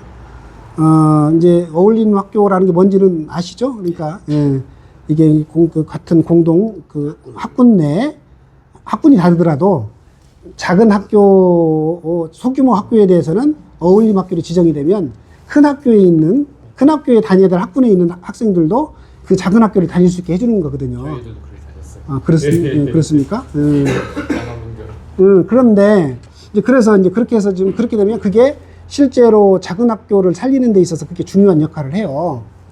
그런데 이제 최근에 내가 알기로 정부 방침이 그 작은 학교 기준을 좀 강화한 것으로 알고 있어요. 원래 100명인가 해서 60명으로 줄였다는 것 같더라고요. 그러면 이제 100명 미만은 옛날에 작은 학교여서 이제 큰 학교에서 왔는데 이 기준에 미달하면 못 오니까 이제 상당히 좀 심각한 그 문제가 있고 지금 그 여기 어디죠? 여기 고사리 사무초? 사무초. 사무초 같은 경우에도 그게 아마 작은 학교 기준에서 지금 해당이 안 될 겁니다. 원래 해다가 100명이 넘다가 60몇 명으로 떨어져 가지고 그러면은 그게 이제 상당히 이게 이제 심각한 문제가 될 수가 있어요. 그래서 이제 그렇게 해서 이 기준을 작은 학교 잘 만들어놨던 게 좀 이렇게 무너지는. 그러니까 이제 우리 지금 정부가 이제 자꾸 이제 작은 학교를 활성화하는 이제 이런 정책에서 나는 후퇴한다고 봐요. 효율화 때문에 자꾸 후퇴를 하는 건데 그러니까 이제 나는 지금이라도 그 기준을 좀 바꿔서 그 작은 학교를 확대할 수 있도록 기준을 좀 완화를 해야 된다. 이제 그 말씀을 하나 드리고 싶고 두 번째는 이게 이제 지금 아마 광역 도시 내에서만 이게 지금 그 어울림 학교를 운영하도록 돼 있을 겁니다. 그러니까 이제 우리 전북 특자도가 있고 인근에 이제 충남도 있는데 예를 충남에 있는 그 금산에 있는 남이면하고 우리 진안에 예를 용담 주천이 거의 옆에 붙어 있는데 이게 이제 광역 기준으로 따지면 다른 광역시니까 그쪽에 있는 사람들이 이리 못 오는 거예요. 훨씬 가까운데. 그러니까 이제 그런 거를 예를 들어서 좀 교육청끼리 좀 협의를 해서 풀어서 그런 경우에도 말하자면 어울림 학교가 할 수 있도록 이제 이렇게 하는 것도 좀 필요하다고 보고요. 그 다음에 이제 그 농촌 유학을 좀 더 활성화할 수 있도록 또 그 정부나 지방자치단체에서 지원하는 거 이제 그것도 필요하다고 그것도 이제 필요하다고 봅니다. 주택 문제더라고요. 결국은 이제 그거 주택 같은 거. 이사를 와서 애들을 가르치고 싶어도 살 공간이 없으니까는 지역에서 그것 때문에 좀 망설이고 못 오시는 분들이 네, 그렇죠. 이제 그러려면 이제 아까 말했듯이 이제 이런 지방자치단체나 국가가 이렇게 이제 그렇게 농촌 유학해서 오는 학생이나 학부모들이 거주할 수 있도록 그런 거주시설 이런 것들을 주택을 좀 지원하는 것들이 좀 필요하겠죠. 주택 마련하는 대책이 필요하겠죠. 그리고 또 요즘 올해 들어서 이제 좀 군에서 얘기 나오는 게 이제 좀 환경 보존하고 개발 무엇이 문제냐 이런 좀 지역 주민들끼리의 갈등 같은 것도 좀 생겨나는데 뭐 잘 아시겠지만 마이산 케이블카 문제가 이제 좀 마무리가 됐지만은 없어졌지만 지금 현 교수님께서는 또 이제 마이산 남북을 연결하는 모노레일 쪽 얘기를 계속해서 거기에 대한 계획을 세워서 추진한다고 하시고 또 양수발전소도 한다고 하지만은 주민들은 찬성 현수막을 걸고 있지만 환경단체 쪽에서는 그래도 양수발전소가 생기면은 환경적으로 문제가 있는 부분도 생길 수 있다라는 좀 어린 걱정도 좀 하고 있고요. 수상 태양광도 뭐 용담 후보지만은 후변에 이제 세워지는 거지만 그래도 좀 걱정스러운 좀 눈빛으로 바라보시는 분들이 많아요. 그래서 지금 이런 여러 가지 큰 사업들이 지역에서 추진되는 데 있어서 이게 그 개발과 보존 사이에서 어떤 시각으로다가 바라봐야 되는지에 대한 좀 말씀을 좀 듣고 싶고요. 또 하나는 이게 특별자치도가 되면서 어느 정도 국가에서의 그 제약이라든지 이렇게 좀 어떻게든 좀 문제를 좀 잡을 수 있는 이런 부분들에서 이제 특별자치구가 스스로 결정할 수 있는 부분이 커지니까 또 난개발에 대한 또 우려 섞인 목소리가 나오는 것도 사실이거든요.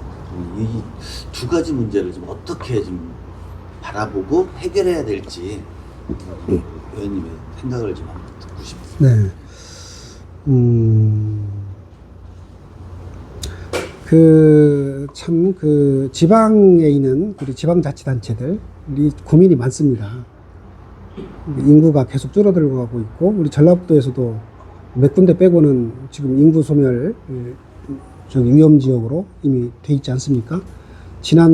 무주지난 장소 다 그런 고민에 있죠. 그러니까 그러면 우리 국민들 입장이나 행정을 담당하는 사람이나 우리 정치를 하는 사람들이나 주민들 입장에서도 인구가 계속 줄어들고 있다 보니까 뭔가 이렇게 개발을 해서 뭐 경제도 활성화하고 인구도 올 수 있게끔 하는 그런 또 사실 또 그런 일도 해야 된다 이런 요구가 있죠. 주민들이 그걸 요구를 하고 있고 또 우리 행정이나 우리 정치권에서도 그런 요구를 존중하고 또 다양한 방법을 찾을 수밖에 없는데 그때 이제 발생하는 문제는 아까 말한 것처럼 지역이 갖고 있는 여러 가지 좋은 환경들, 뭐 환경 자산들이 있는데 이제 그것을 파괴하거나 또 난개발로 이어질 위험성이 있죠. 그래서 이 개발과 보존이라고 하는 것이 양 가치가 충돌하고 있는 사안이기 때문에 이제 결국은 그것은 저는 어느 한쪽을 절대화할 수는 없고 그것의 그 조화, 균형이 필요하다고 봐요. 그런데 이제 우리가 보는 그 조화와 균형이 어디까지냐라고 했을 때는 그거는 일반적으로는 그 환경 관련된 법령에 그런 것들이 어느 기준들이 있어요. 기준들이 있고 그리고 그 환경에 미치는 영향에 대해서는 환경 영향 평가를 해서 그 환경에 미치는 영향을 최소화함으로써 그것이 환경이 갖고 있는 본질적 가치를 침해하지 않도록 하는 법령의 기준들이 있죠. 과거에 그래서 지난 마이산 그 케이블카 문제도 결국은 환경 영향 평가를 했는데 그게 이제 정맥에 걸려서 했는데 그게 그래서 어쨌든 그런 백두대간인가요? 호남 뭐 정맥이었나요? 정맥. 이제 그런 기준에 이런 보호해야 되는 그 기준에 말하자면 저촉된다고 그래가지고 할 수가 없거든요. 그러니까 그런 일반적으로 정해 있는 그런 법적 기준들을 지켜야 된다라는 거고 개발의 한계는 그거라고 봐요. 내용적으로는 개발의 한계는 이런 관련 법령이고 두 번째 절차적인 측면에서 충분히 이런 개발에 대한 주민들의 그 공론화 절차가 필요하다.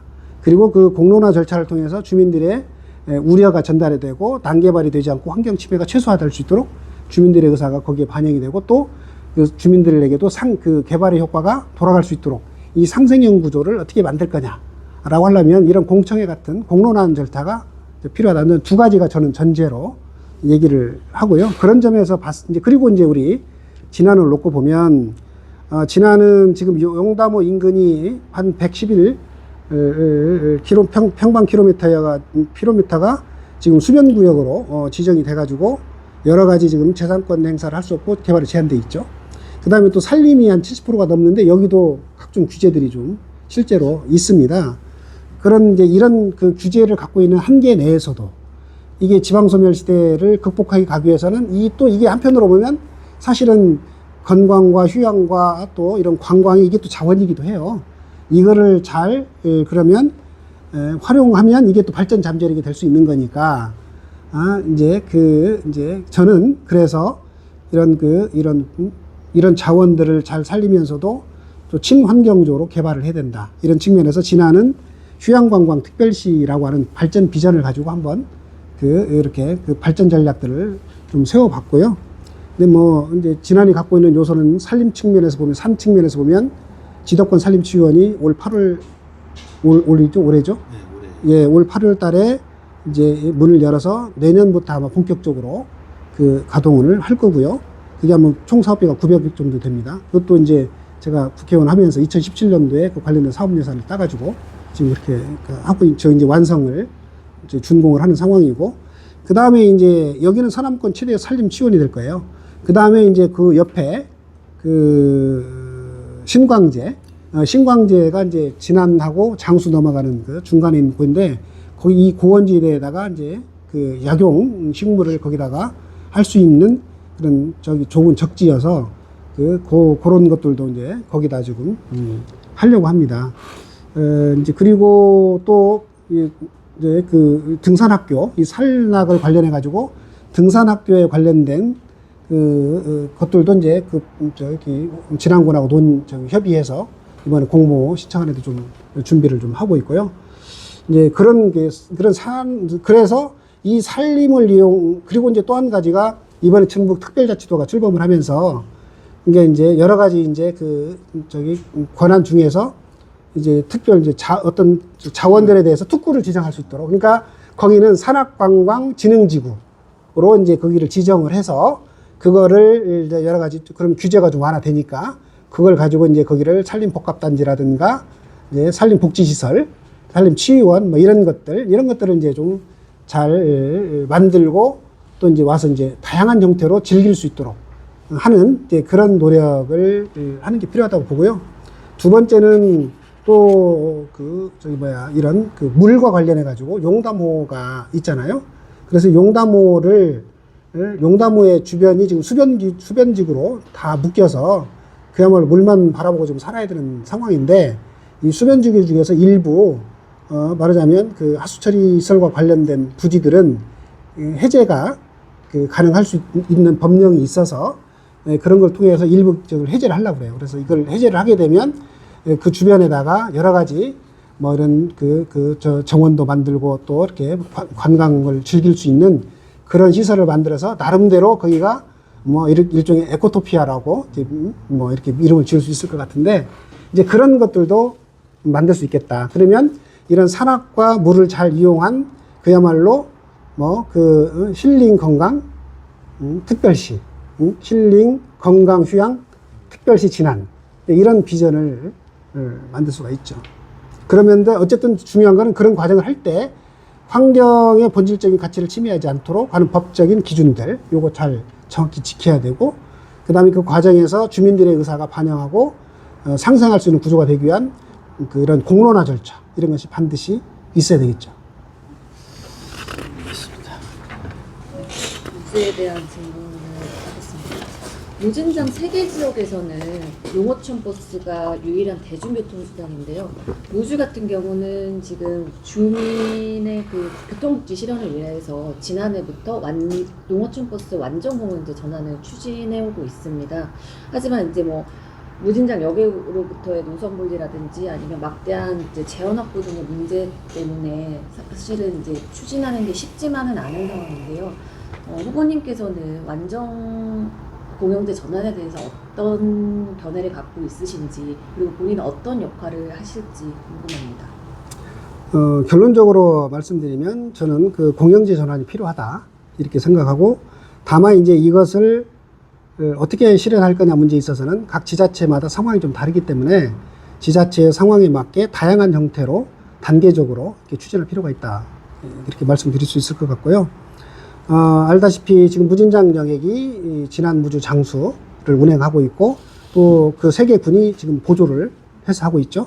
이제 그럼에도 불구하고 버스 노선의 어떤 불규칙 배차 문제라든가 또 자동 운행 중단 문제라든가 이런 문제들 때문에 불편들을 많이 주민들께서 지금 호소를 하고 있는데, 근데 이게 내용을 들여다보면 인구가 계속 줄어들다 보니까 회사는 운영하는데 경영난이 말하자면 가중돼 가지고 제대로 운행을 안 하려고 그러고, 또 주민들이 그러면 또 이용을 안 하려고 그러니까 이게 서로 악순환되고 있는 그런 상황이어서 이 문제를 근본적으로 해결하려고 그러면 그냥 회사에 몇 개 갖고는 이 문제가 해결이 안 된다. 그래서 이 공영제, 완전 공영제 또는 준공영제 형태로 이 문제를 해결해야만 주민의 이동권, 교통복지 문제가 해결된다, 이제 이렇게 생각을 저는 기본적으로 하고요. 그래서 그런 것들을 하기 위해서 사실은 지난 21대 총선 공약으로 또 버스 준공영제 실시하는 거를 공약으로 했고, 지금 계속 세계 시군하고 다양한 방안을 좀 검토를 좀 해오고 있습니다. 지금 무주군이나 진안군에서도 관련된 연구 용역을 좀 했고요. 또 무주 진안 장수 3개 군이 TF팀을 만들어 가지고 공영제 추진 방안도 이제 검토를 하고 있는데, 아까 우리 말씀하신 것처럼 재정 형편이라든가 또 재정 형편상 봤을 때 이제 버스 노선에 대한 보조금, 차고지 문제, 또 이런 여러 가지 운영할 때의, 만약에 공영제를 할 때의 운영비, 그러니까 돈이 많이 들어갈 거는 재정적인 문제들 때문에 이게 지금 군마다 말하자면 접근하는 시각이 다 달라요.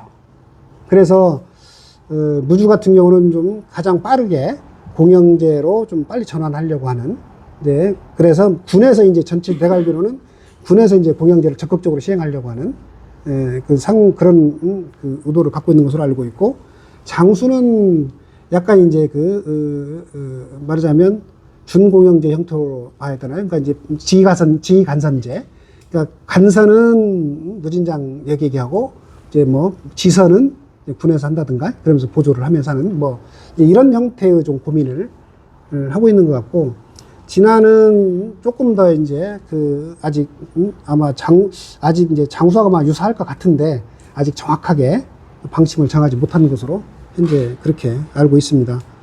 뭐 그래서 어쨌든 이 문제는 그냥 개별기에 맡기고 지금처럼 보조해주는 방식으로는 아까 그 문제가 해결이 안 되기 때문에 조금 더 하여간 공영제를 강화하는 형태로 가야 되는데, 다만 이 지방자치단체마다 다 형편이 좀 다르기 때문에 이거를 어느 하나로 딱 이렇게 일방적으로 이렇게 추진하기보다는 형편에 맞게 다양한 형태로 뭐 실현할 할 수밖에 없지는 않을까. 그리고 이제 그것이 될 수 있도록 국가적인 차원에서 지원할 부분들이 있으면 지원 방안을 찾아야 되겠죠. 무주진한 장소는 따로 이렇게 버스 노선 공영제 외의 것들을 운영하기에는 워낙 지역은 넓고 이용객은 적기 때문에 개별적으로 개별 지자체가 좀 추진하기에는 좀 어려움이 많은 것 같아요. 그렇죠. 그래서 무주진한 장소가 같이 좀 함께 고민하고 함께 이제 개선 방안을 찾으면 좋겠는데, 의원님 말씀하셨던 것처럼 각 지자체마다 좀 다른 그림을 그리고 있으니까 더 어려워지는 것 같아요. 이게. 그런 그렇죠. 같이 뜻을 모을 수 있는 이런 좀 시스템이 좀 필요할 것 같다는 생각을. 진안군에 촉구해 주세요. 진안군에 좀 얘기 좀 해주세요. 실세잖아요, 진안군. 다음 질문으로 좀 넘어가 보겠습니다. 이제 지역 소멸 위기에 놓인 농어촌의 경우에는 뭐 인구 감소나 고령화, 청년층 감소 등의 문제로 공동시설물의 이제 유화 문제가 좀 심각하게 대두되고 있는데요. 막대한 예산을 들여서 지어줬지만 대부분 이제 개점유형 상태로 좀 방치되고 있고, 뭐 관리 운영비만 축내는 좀 시설물들이 굉장히 많습니다. 후보님은 이 농촌 지역의 좀 유휴시설 관리와 활용을 위해서 좀 어떤 견해를 갖고 있으신지. 실제로 말씀하신 대로 그런 문제점들이 있죠.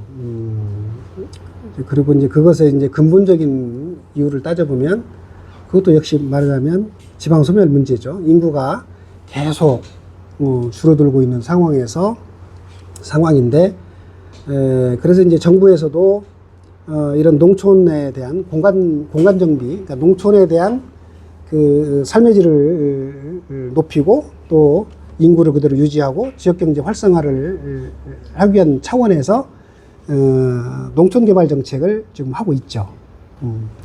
그리고 이제 그것이 말하자면 뭐 권역 단위로 해가지고 농촌 마을 종합 개발 사업, 또 경우에 따라서는 일반 농산업적 개발 사업, 뭐 최근에는 이제 농촌 협약 정도로 이렇게 농촌 개발 사업이 이렇게 쭉 변화하고 좀 발전하고 있는데, 그 과정에서 이제 다양한 형태의 말하자면 사업들이 되면서 그 사업을 수행하기 위한 그런 그 시설들, 이제 그런 것들이 이제 거기 만들어졌죠. 그리고 또 앞으로도 이제 또 도시 재생하면서 농촌 중심지 활성화하면서 또 다른 이제 그런 것들이 이제 시설들이 만들어질 거라고도 예상을 합니다.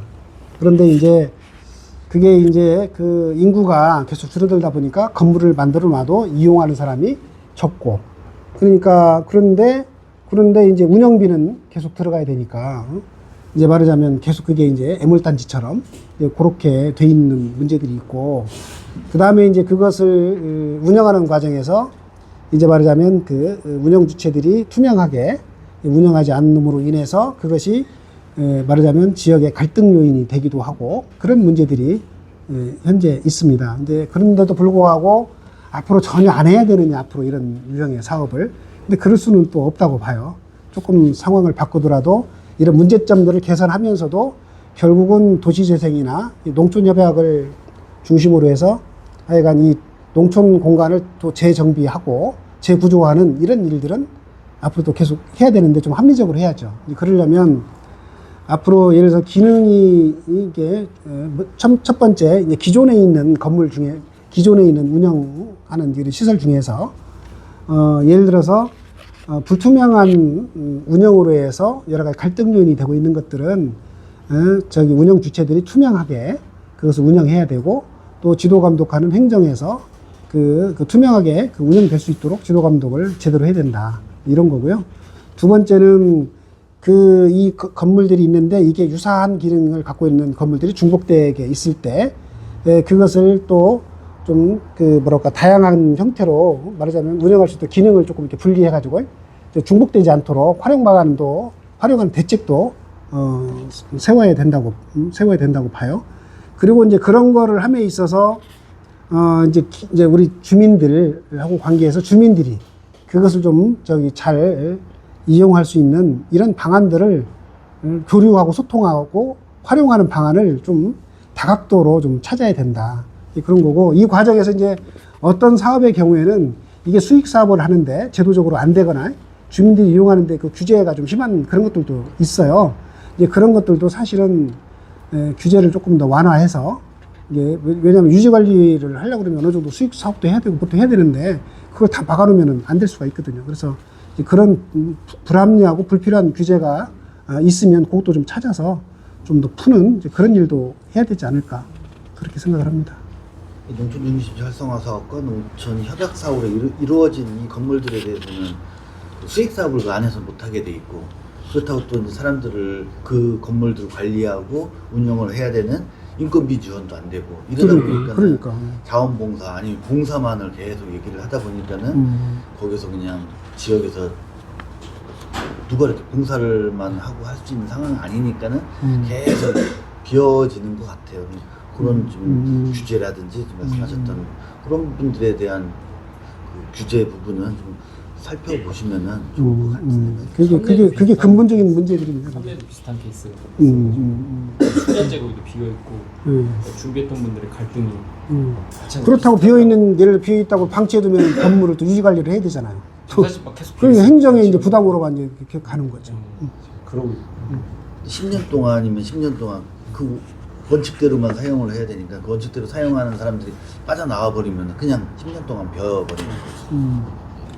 그런 부분들이 무주에서도 좀 많고. 그게 전국적 현상이에요, 농촌에. 그리고 이진경 기자 그 기사로다가 상도 많이 받았어요. 그 상은 받으셨는데 해결책은 해결이 되지 않았어요. 이게 행정에서도 사실은 섣불리 건드릴 수 없는 게 그 안에 주민 간의 갈등들이 굉장히 복잡하게 얽히고 설켜 있기 때문에 서로 알고 하더라고요. 그러니까. 다음 질문으로 넘어가겠습니다.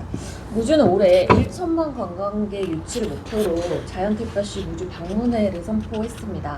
무주가 가지고 있는 많은 그 관광 자원이 있는데요.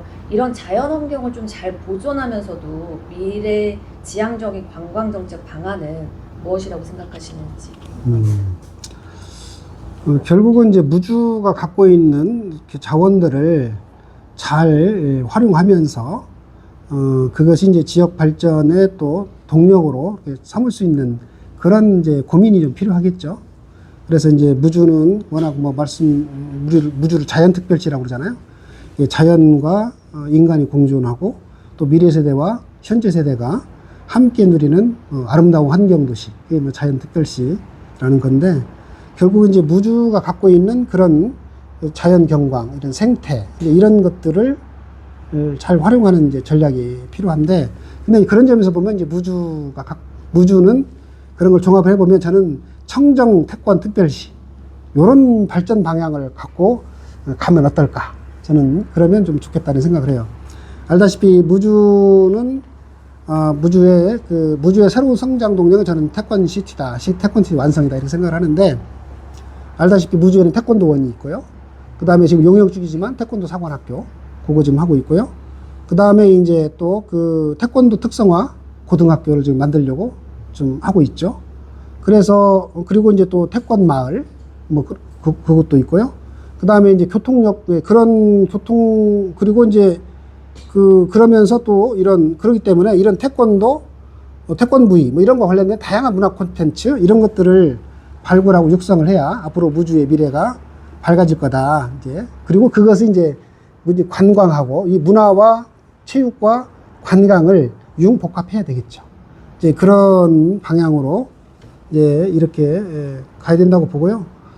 조금 이제 그 여건이 좋아진 거는 그 무주에서 설천간 그 도로가 그때도 제가 아마 2017년도에 예결위 소위위원을 할 때 그 관련된 예산을 좀 따준 걸로 생각이 나네요. 그러니까 이제 그런 도로가 상당히 이제 말하자면 지금 공사하고 있잖아요. 그게 도로가 하면 접근성이 좋아지니까 조금 더 좋아질 거라고 봅니다. 그러고요. 그 다음에 이제 무주는 구천동, 또 덕유산, 무주 리조트, 이제 이런 부분들이 있는데, 이제 이것이 지금 제대로 이제 투자가 좀 안 되면서 좀 활성화되지 않는 측면도 있습니다. 그래서 이제 그런 거에 대한 투자 활성화를 위한 여러 가지 규제가 있으면 규제도 좀 해소해야 되는 부분도 좀 있고, 이제 그런 것들을 통해서 이런 어떤 관광의 중심 도시로서의 무주의 면모를 계속 좀 살려 나가야 된다고 봐요. 이제 그러면서 또 한 가지 생각을 해볼 수 있는 거는 이제 이쪽에 일종의 고원지대이기 때문에 고원지대는 스포츠와 관련해서도 좋은 그게 여건이 일반적으로 보면 좋다고 그럽니다.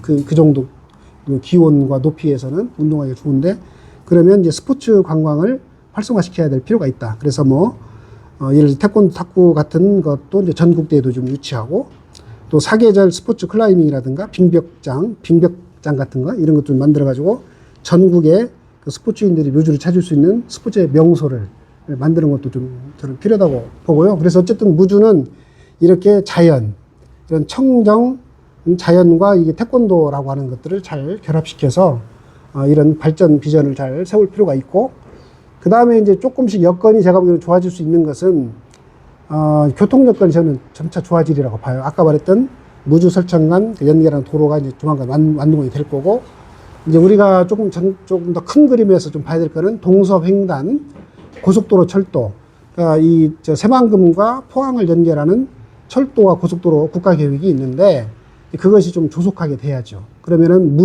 고속도로는 지금 무주 성주 간 고속도로를 조속하게 해야 되고 그 다음에 이제 철도로는 전주 김천 간 철도를 지금 달빛 철도는 만들어졌지만 이쪽에는 아직 못하고 있으니까 사실은 그게 좀 빨리 돼야죠. 그러면 사실은 경상도 쪽에 있는 그쪽 사람들이 이쪽이 접근성이 좋아요. 이제 그 사람들이 여기를 무주 쪽으로 넘어오게 되면 아까 말했던 관광과 문화와 스포츠를 통해서도 무주가 얼마든지 발전하게 될 수 있다. 그렇게 생각하죠. 일단 시간도 많이 지나가지고 간단한 질문지는 받으셨으니까는 장수 같은 경우는 농업과 관련된 지금 소득이 굉장히 좀 많은데 요즘 많이 좀 농업 소득이 떨어지고 있는 상황이거든요. 그 대규모 자금을 투자하는 그런 스마트팜 같은 그런 농업이 아니라 소규모 농업인들의 소득 향상을 위한 방안이 있으면 어떤 방향으로다 좀 장수는 방향성을 잡아야 될지 말씀 좀 해주시죠. 지금 사실 그 장수의 가장 큰 지금까지 강점은 뭐냐면 농업이에요. 그래서 사과와 한우로 대표되는 견축 순환 농업의 상징과 같은 곳이죠. 그래서 실제로 장수분들의 농업 소득은 다른 어느 지역에 비해도 상당히 높은 곳으로 이제 알고 있는데 그런데 이제 방금 말씀하신 것처럼 최근에 이 기후위기 문제가 심각해지고 그 다음에 인력 문제가 노동력이 이제 부족한 문제들 때문에 사실은 이제 사과도 품종을 좀 바꿔야 되는 거 아니냐. 또 이런 토마토 농사 짓는 사람들도 고민이 사실 좀 많거든요. 근데 분명한 거는 근데 아직도 그 장수에서 생산된 이런 사과나 이런 농산물들은 고원지대에 일교차가 큰 고원지대에 생산된 농산물이기 때문에 이게 당도도 높고 그 다음에 육질도 단단해서 저장성도 좋고 해서 말하자면 상당히 인기가 좋아요. 거기서 생산된 토마토나 이런 것들이 잘 나가고는 있는데 사과도 그렇고 그런데 이제 아까 말했듯이 그럼에도 불구하고 이제 기후위기 문제 때문에 말하자면 여러 가지 피해를 입어요. 올해도 작년에도 사과가 엄청나게 말하자면 피해를 입었거든요. 그래서 결국은 이 두 가지 문제, 이 기후위기 문제를 어떻게 해결할 거냐. 그 다음에 노동력 부족 문제를 어떻게 해결할 거냐. 이 문제가 가장 큰 숙제고, 그 문제를 해결하기 위해서는 그 일종의 시설을 이용한 다축형 과수원을 만들 필요가 있다. 예, 그렇게 정리를 할 수 있을 것 같아요. 말하자면 그 과수원은 과수원인데 이제 이런 거죠. 사과도 지금은 하나로만 쭉 올라가는 이런 그 사과를 지금 재배를 하고 있잖아요. 그러면 이게 이제 높이 올라가니까 이제 말하자면 그 일손이 말하자면 그걸 따려면 이렇게 따는 것도 그렇고 농약하는 것도 그렇고 여러 가지로 이제 애로사항이 많죠. 그리고 그 다음에 이제 이게 시설을 하기도 좀 어려울 수가 있어요. 그런데 이게 이제 옆으로 이렇게 여러 개의 기둥으로 올라가면 다축형으로 그 사과 과수원을 만들면 이제 말하자면 높이 안 올라가도 되니까. 포도처럼 그런 식으로. 예, 그렇다고 그래요. 그러니까 이제 그러면은 말하자면 쉽게 그거를 관리하기가 쉽죠. 그러면은 노동력을 절감할 수 있다고 합니다. 그러면 이게 기존의 과원보다 인력이 한 20-30% 정도 적게 들어가고 거기다가 이제 그 기계에 좀 자동화 기계를 넣게 되면 인력이 상당히 이제 감소되겠죠. 그다음 두 번째는 이것도 이제 사과도 말하자면 시설하우스처럼 그렇게 할 수 있다는 거예요. 그래서 내가 들어보니까 경상도 쪽인가 그쪽에서 이미 그렇게 하고 있고 최훈식 장수 교수님이 가서 그것도 좀 보고 오면서 여러 가지 그 고민들을 적용하려고 좀 고민을 하고 있다고 합니다. 그래서 이렇게 그 시설하우스를 활용을 하게 되면 이게 이제 아까 기후위기 시대에 시설하우스를 쓰게 되면 병충해 이런 발생이 감소되기 때문에 농약 같은 것도 농약 방지 횟수가 50% 이상 이렇게 줄일 수가 있고 또 이 개화기에 지금 반복되는 서류, 뭐 설이라든가 저온 이런 피해를 안 받을 수가 있기 때문에 그러면 이제 품질이 좋은 그 사과 같은 거 이제 이런 걸 생산할 수가 있게 돼요. 그러면 높은 값을 받을 수 있죠. 그래서 결국은 장수의 농업은 이렇게 시설하우스를 이용한 다축형 이런 그 과원을 키우는 이런 방향으로 가는 것도 한 축이다. 이렇게 생각을 하고요. 그것과 별개로 이제 또 다른 이제 스마트팜과 관련된 이런 노력도 좀 해야 되겠죠. 뭐 이제 그렇게 보고. 근데 이제 아까 말씀하신 것처럼 이렇게 할 때 돈이 좀 아무래도 시설하우스를 하게 되면 돈이 좀 더 들어갈 수가 있는데, 그런데 이제 그렇다고 그런 경우에도 지금 뭐 예를 들면 청년농, 그 다음에 또 새롭게 시작하는 이런 농업의 경우에는 여러 가지 보조금 제도라든가 융자 제도를 통해서 적절하게 또 지원도 좀 하고, 그 다음에 이제 이게 그렇게 되면 고품질의 다수화학을 하게 되면 또 소득을 통해서 이제 투자한 걸 또 회수할 수가 있으니까 저는 그래도 그런 방향으로 가야 되지 않을까 그렇게 생각합니다. 인력 문제도 특별자치도와 관련해서 인력 문제 해결도 할 수 있는 방안도 좀 생길 것 같은데. 네, 이제 인력 문제는 네, 이제 결국은 이제 두 가지 문제인데 하나는 이제 국내 내국인이 와서 이제 해야 되는 것도 하나의 방법인데 현실적으로 보면 그게 이제 쉽지 않은가 봐요. 그러면은 결국은 이제 외국인 인력을 지금 잘 활용해서 이제 그걸 해야 되는데 두 가지 측면인데 하나는 현행 제도상으로는 근데 이제 외국인 인력이 왔을 때 제일 문제점이 뭐냐면 이분들이 오셔서 여기서 안정적으로 일을 하면 상관이 없는데 중간에 이제 일을 그만두고 이제 다른 곳으로 이렇게 가는 경우가 많답니다. 근데 그 이유는 이 국내로 들어오는 과정이 여러 단계의 말하자면 여러 단계를 거쳐서 들어오게 되고 그것 때문에 이제 그 임금을 우리가 최저임금 수준으로 임금을 줘도 중간에 이제 있는 사람들한테 다 말하자면 떼이고 나니까 막상 본인들한테 들어가는 게 없다는 거예요. 그러다 보니까 이제 이탈을 하게 되는데 그래서 이제 뭐 무주, 그다음에 진안, 장수 이런 쪽에서는 이제 이거를 공공에서 그 외국인 인력을 관리하는 거. 그러니까 직접 외국에 현지에 가서 면접을 해가지고 말하자면 그 중간 브로커 단계를 없애는 거죠. 최소화하고. 그 다음에 여기 와서도 계절 근로의 경우에 결국은 개별 농가들이 그걸 부담을 해야 되는데 급여를 비용을 해야 되는데 왜냐하면 일감이 매일같이 있는 게 아니란 말이에요. 이제 이거를 잘 연결을 해줘야 돼요. 말하자면 놀지 않고 일을 할 수 있도록.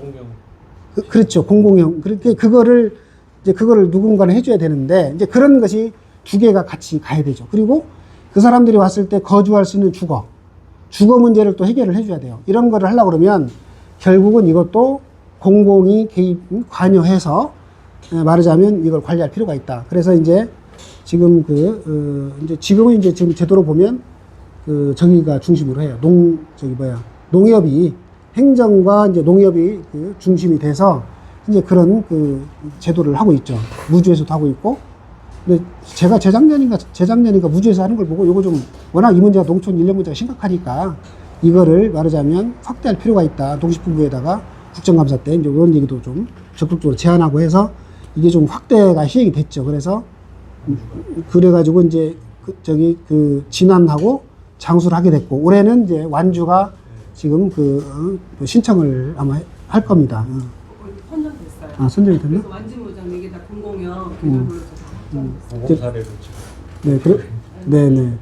그래서 그거는 꼭 필요하고요. 그 다음에 이제 또 한 가지는 이제 또 이쪽 지역은 워낙 농촌 문제가, 농업 문제가 심각하니까 전북 특자도가 되면서 외국인 인력의 공급 문제와 관련해가지고 여러 가지 이제 비자 제도라든가 뭐 이런 그런 부분에 대해서 좀 뭔가 이렇게 특례를 줄 수 있도록 하는 부분도 이제 추진돼야 된다고 봅니다. 지난 같은 경우는 작년하고 올해 군 팀장이 직접 필리핀에 가서 면접 봐서 한 600명 정도 선발을 해가지고 이렇게 오게 됐고 또 외국인 또 기숙사도 또 좀 오래 세워지니까요. 네. 그런 부분 사례들이 같이 좀 공유가 되면은 그렇죠. 괜찮을 것 같습니다. 지난해 이제 그렇게 했고 완주는 내가 알기로는 완주의 의원님들이 직접 필리핀 현지에 가가지고 서남용 의장님, 김유성 의원님, 그다음에 성중기 의원님 이런 분들이 가서 직접 가서 면접을 보고 또 본인들이 말하자면 쪼그려서 걷기도 하고 해가지고 이제 말하자면 건강 상태나 이게 일하는 적합한지 이런 것도 다 따지고 해서 공사 짓던 분들이셔가지고 왔는데 그분들이 말하자면 예전과는 다르게 확연히 여기에 안정적으로 정착해서 제대로 이제 일을 한다고 해서 큰 효과를 봤다. 저는 잘하는 들었어요. 외국인들이 많이 없더라고요. 브로커를 빼니까 소득이 보장이 되니까 안정적으로 하시는 거예요. 그렇죠. 마지막으로 이제 장수 같은 경우는 전라북도에서 가장 또 인구가 적은 지역이기도 한데 일단은 뭐 똑같은 얘기겠지만은 장수군 인구를 늘리기 위한 장수군만의 특별한 대책 같은 게 좀 있을까요? 그러니까 특별할 수도 있고 일반적일 수도 있는데 어쨌든 공통적인 거겠죠. 이제 청년들이 지역을 정착하려고 그러면 말하자면 정주 환경을 잘 갖춰줘야 되는데 정주 환경에 있어서 가장 핵심적인 요소는 일자리, 주택, 그다음 교육 이런 것들이 말하자면 잘 서로 말하자면 잘 연결돼서 이제 갖춰져야 되고 그리고 이제 이것이 말하자면 이제 결혼하고 그다음에 출산하고 또 교육하고 하는 이런 생애 주기에 맞게 이게 적절하게 유기적으로 연결이 되는 정책을 어떻게 효과적으로 잘 하느냐라고 하는 것이 이제 중요하다고 봐요. 그래서 이제 우선은 양질의 일자리가 잘 있어야 되는데 예를 들어서 지역에서도 예를 들어 농사를 지어서도 고소득을 올릴 수 있으면 청년들 들어옵니다. 장수 같은 데도 예전에 부모님들이 말하자면 사과 과수원을 해가지고 소득을 많이 올린다고 그러니까 서울의 도시에 있던 자녀들이 들어오는 경우가 많아요. 그런 경우가 있고, 그 다음에 이제 또, 여기 완주의 비봉 같은 경우에도 내가 아는 어떤 분은 도시의 큰 이런 대기업에 다니는 분인데 애플망고 농사를 짓겠다고 여기에 들어와가지고 애플망고 스마트팜 갔다 왔어요. 농사를 지어요. 저도 가봤는데 아주 잘 해놨더라고요. 근데 이제 그 얘기를 들어보면 상당히 수학에 대한 소득에 대한 전망이 상당히 좋습니다.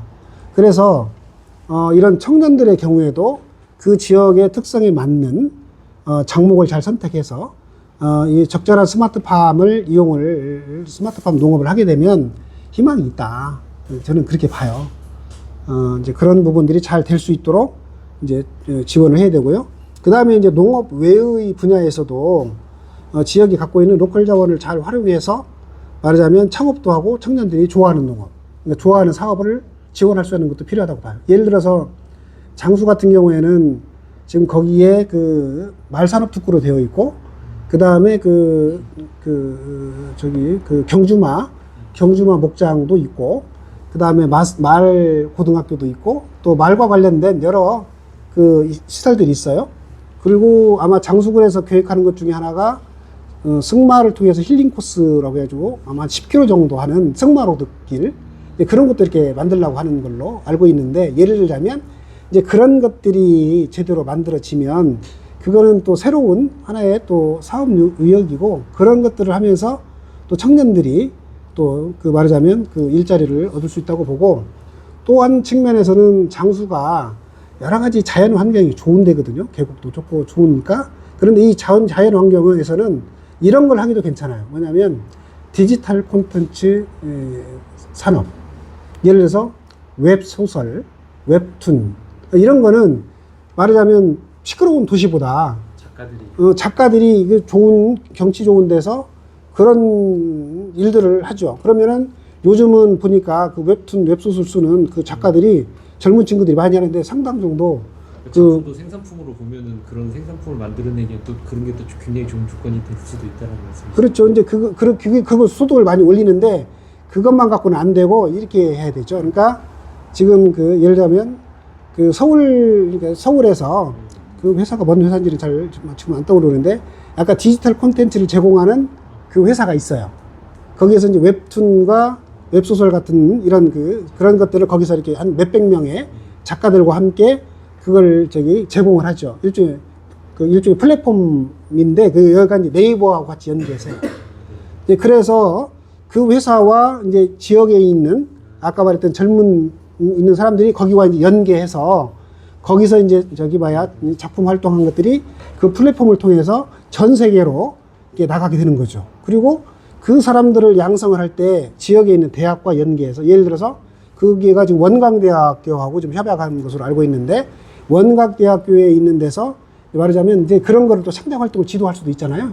이제 그렇게 그 기업과 학교와 대학과 거기에 있는 실제 사람 젊은 청년들과 이렇게 연계해서 그렇게 한다면 그 디지털 콘텐츠 산업을 키울 수가 있죠. 그래서 그것 때문에 이제 저도 작년에 그 장수에서 그 관련된 그 일종의 뭐라고 해야 되나 이런 세미나인가요? 이제 그런 좀 회의도 좀 하고 그렇게 했는데, 저는 그게 상당히 그 발전 가능성이 있다고 봅니다. 제가 알기로는 그 오징어 게임 같은 거 있잖아요. 그게 넷플릭스를 통해서 전 세계적으로 많이 이렇게 선풍적인 인기를 끌었는데, 사실은 그것도 이제 말하자면 애초에 웹툰 웹소설 여기에서부터 이제 시작해서 그게 이제 넷플릭스 같은 이런 데서 이제 눈에 띄어가지고 이게 영화화되고 이제 그런 걸로 제가 알고 있거든요. 예, 아유 장시간 감사하고요. 참 거기다 하나까지 더. 예. 그런데 그렇게 하려고 그러면 이제 그게 아까 말했듯이 이제 아까 주거하고 관계가 있는 거예요. 청년들이 거기 와서 있을 수 있도록 이제 그 청년들을 위한 이런 주거 이런 것들이 제공이 될 필요가 있고, 근데 이제 만약에 이번에 민주당이 저출생 이런 대책 종합 패키지 대책을 통해서 종합 대책을 발표를 했는데, 예를 들어서 신혼부부의 경우에 아이를 하나 낳으면 20몇 평짜리 예를 들면 임대아파트, 둘 낳으면 30평형대의 임대아파트처럼 이런 공약을 했는데, 예를 들자면 이제 그런 것들처럼 그런 것들이 실제로 주택이 제공이 되고, 그 다음에 거기에 아이들이 다닐 수 있도록 아까 작은 학교 살리기, 이제 그런 거에 관련된 어울림 학교라든가 이제 그런 거, 그 다음에 이제 예를 들어서 이런 돌봄 학교, 이제 이런 것들이 좀 더 좀 활성화될 필요가 있죠. 방과후 학교, 돌봄 학교, 이런 지역 아동센터라든가 이런 것들이 서로 잘 연계해가지고 통합 돌봄이 좀 잘 될 수 있도록 하는 것이 이제 같이 어우러져야 거기에 이제 말하자면 젊은 청년들이 지역에 살면서도 충분히 또 이런 산업 활동도 하고 행복하게 거주할 수 있겠다, 이런 생각을 합니다. 네, 진짜로 그런 많이 하셨고요. 이건 질문과 다른 건데, 그 선거구는 어떻게 될 거라고 좀 보세요? 아직 지금 얼마 안 남았는데. 선거구요. 선거구는 지금 선관위 획정안에 대해서 민주당은 지금 반대하면서 지금 전북의 열석을 유지하겠다라는 그런 원칙을 가지고 협상을 좀 현재 하고 있고, 아마 계획상으로는 29일 정도에 말하자면 그 법안을 통과시키려는 계획을 갖고는 있는데, 이제 그렇게 될지 아직은 처음에 아직은 잘 모르겠어요. 협상이 계속 결렬되고 있고 그랬다고 이제 소식들이 그쪽에서는 오니까 이게 이제 말하자면 뭐 저쪽에서는 자기들한테 유리하게 돼 있으니까 협상을 좀 안 하려고 좀 이렇게 하고 있는데 그러나 여기서 협상이 안 되면 음, 안 되고 29일 넘기면 진짜 그뭐 이제 현행- 보는 것 할 때까지는 한 2주밖에 안 남잖아요. 네네. 진짜 경선하고 뭐 하기도 굉장히 되게 조급한 시간인데 혹시 이게 그냥 방치하면 혹시 기존의 이런 선거구로 갈 수도 그럴 가능성이 있나요? 뭐 논리적으로야 그런 가능성도 있을 수 있는데 그렇게 돼서는 안 되겠죠.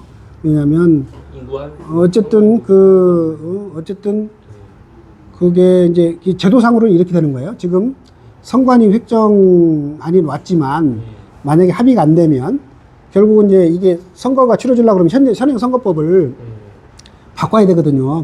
저 선거구에 관련된 부분을 바꿔야 될 거 아닙니까? 그걸 하려면 국회 본회의를 통과해야 돼요. 근데 만약에 안 바뀌면 현행법으로 해야지. 그러면 현 체제로 그냥 가는 거잖아요. 현행법으로 하고 이제 위헌 소지가 있다. 그러면 이제 위헌 심판 뭐 이렇게 제기하면 나중에 이제 뭐 헌법 불합치를 하든가 하는 이제 일단 그런 선거 치르고 난 다음에 이게 되고. 이제 논리적으로 이제 그렇게 되지요.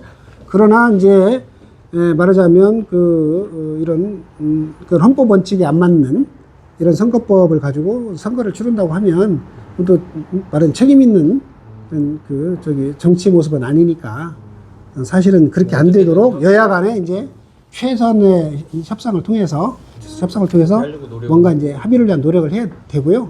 이제까지 한 번도 그렇다고 해요. 한 번도 말하자면 합의 없이 치른 적은 없대요. 역사적으로 39일 그게 이제 이번 지난번. 29일 지나면 딱 그 비슷해진다고 그러더라고요. 또 지난번에 아마 3월 7일인가?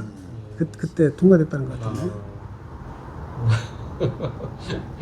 하여튼 좀 선거- 근데 이제 제일 문제는 뭐냐면, 그러나 저로서는 제일 불만이 뭐냐면, 지금 이제 헌법재판소의 기준에 따라서 이게 선거구 획정을 2대1 편차를 2대1 기준으로 해서 이렇게 하고 있는데, 이건 그야말로 인구만 가지고 선거구 이런 선거구를 따지는데, 그런데 이제 지금처럼 말하자면 지방소멸 시대, 지역의 인구가 계속 감소를 하고 있는 상황에서 농촌의 거대 지금 선거구가 계속 그렇게 해서 발생을 하고 있는데, 그것을 무한정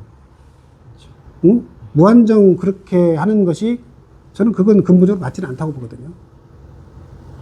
그래서 이제 그런 이제 농촌과 이렇게 이런 국가의 어떤 불균형 문제, 지역 소멸 문제를 감안할 때 농촌 지역의 어떤 특성 이런 것들을 반영해서 농촌 지역에 사는 주민들의 어떤 이해도 이렇게 제대로 좀 대변할 수 있는 그런 국회의원 정수 문제라든가 선거구 획정이라든가 선거 제도가 좀 만들어질 필요가 있다.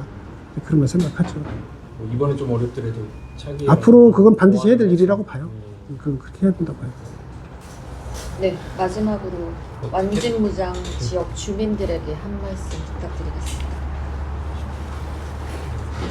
네, 우리 완주 무주 지난 장수, 우리 완주 지난 무주 장수가 여러 가지 지역 소멸 위기라든지 어려운 현실에 있습니다. 근데 제가 지난 8년 동안 재선 의원으로서 의정 활동을 하면서 역량들을 나름대로 길러왔다고 생각합니다. 그래서 지금 이제 이 역량을 잘 활용해서 이제 앞으로 삼선 중진이 되면 삼선 중진의 힘으로 우리 지역 소멸 문제를 잘 극복해서 우리 완주 무주 지난 장수가 그야말로 첩첩 행복이 쌓이는 사람이 모여 사는 첩첩 행복의 도시가 되고, 그리고 우리 전북 특별자치도의 발전을 선도하는 그런 지역을 만들 수 있도록 적극적으로 응원해 주시고 지지해 주시기를 부탁드립니다.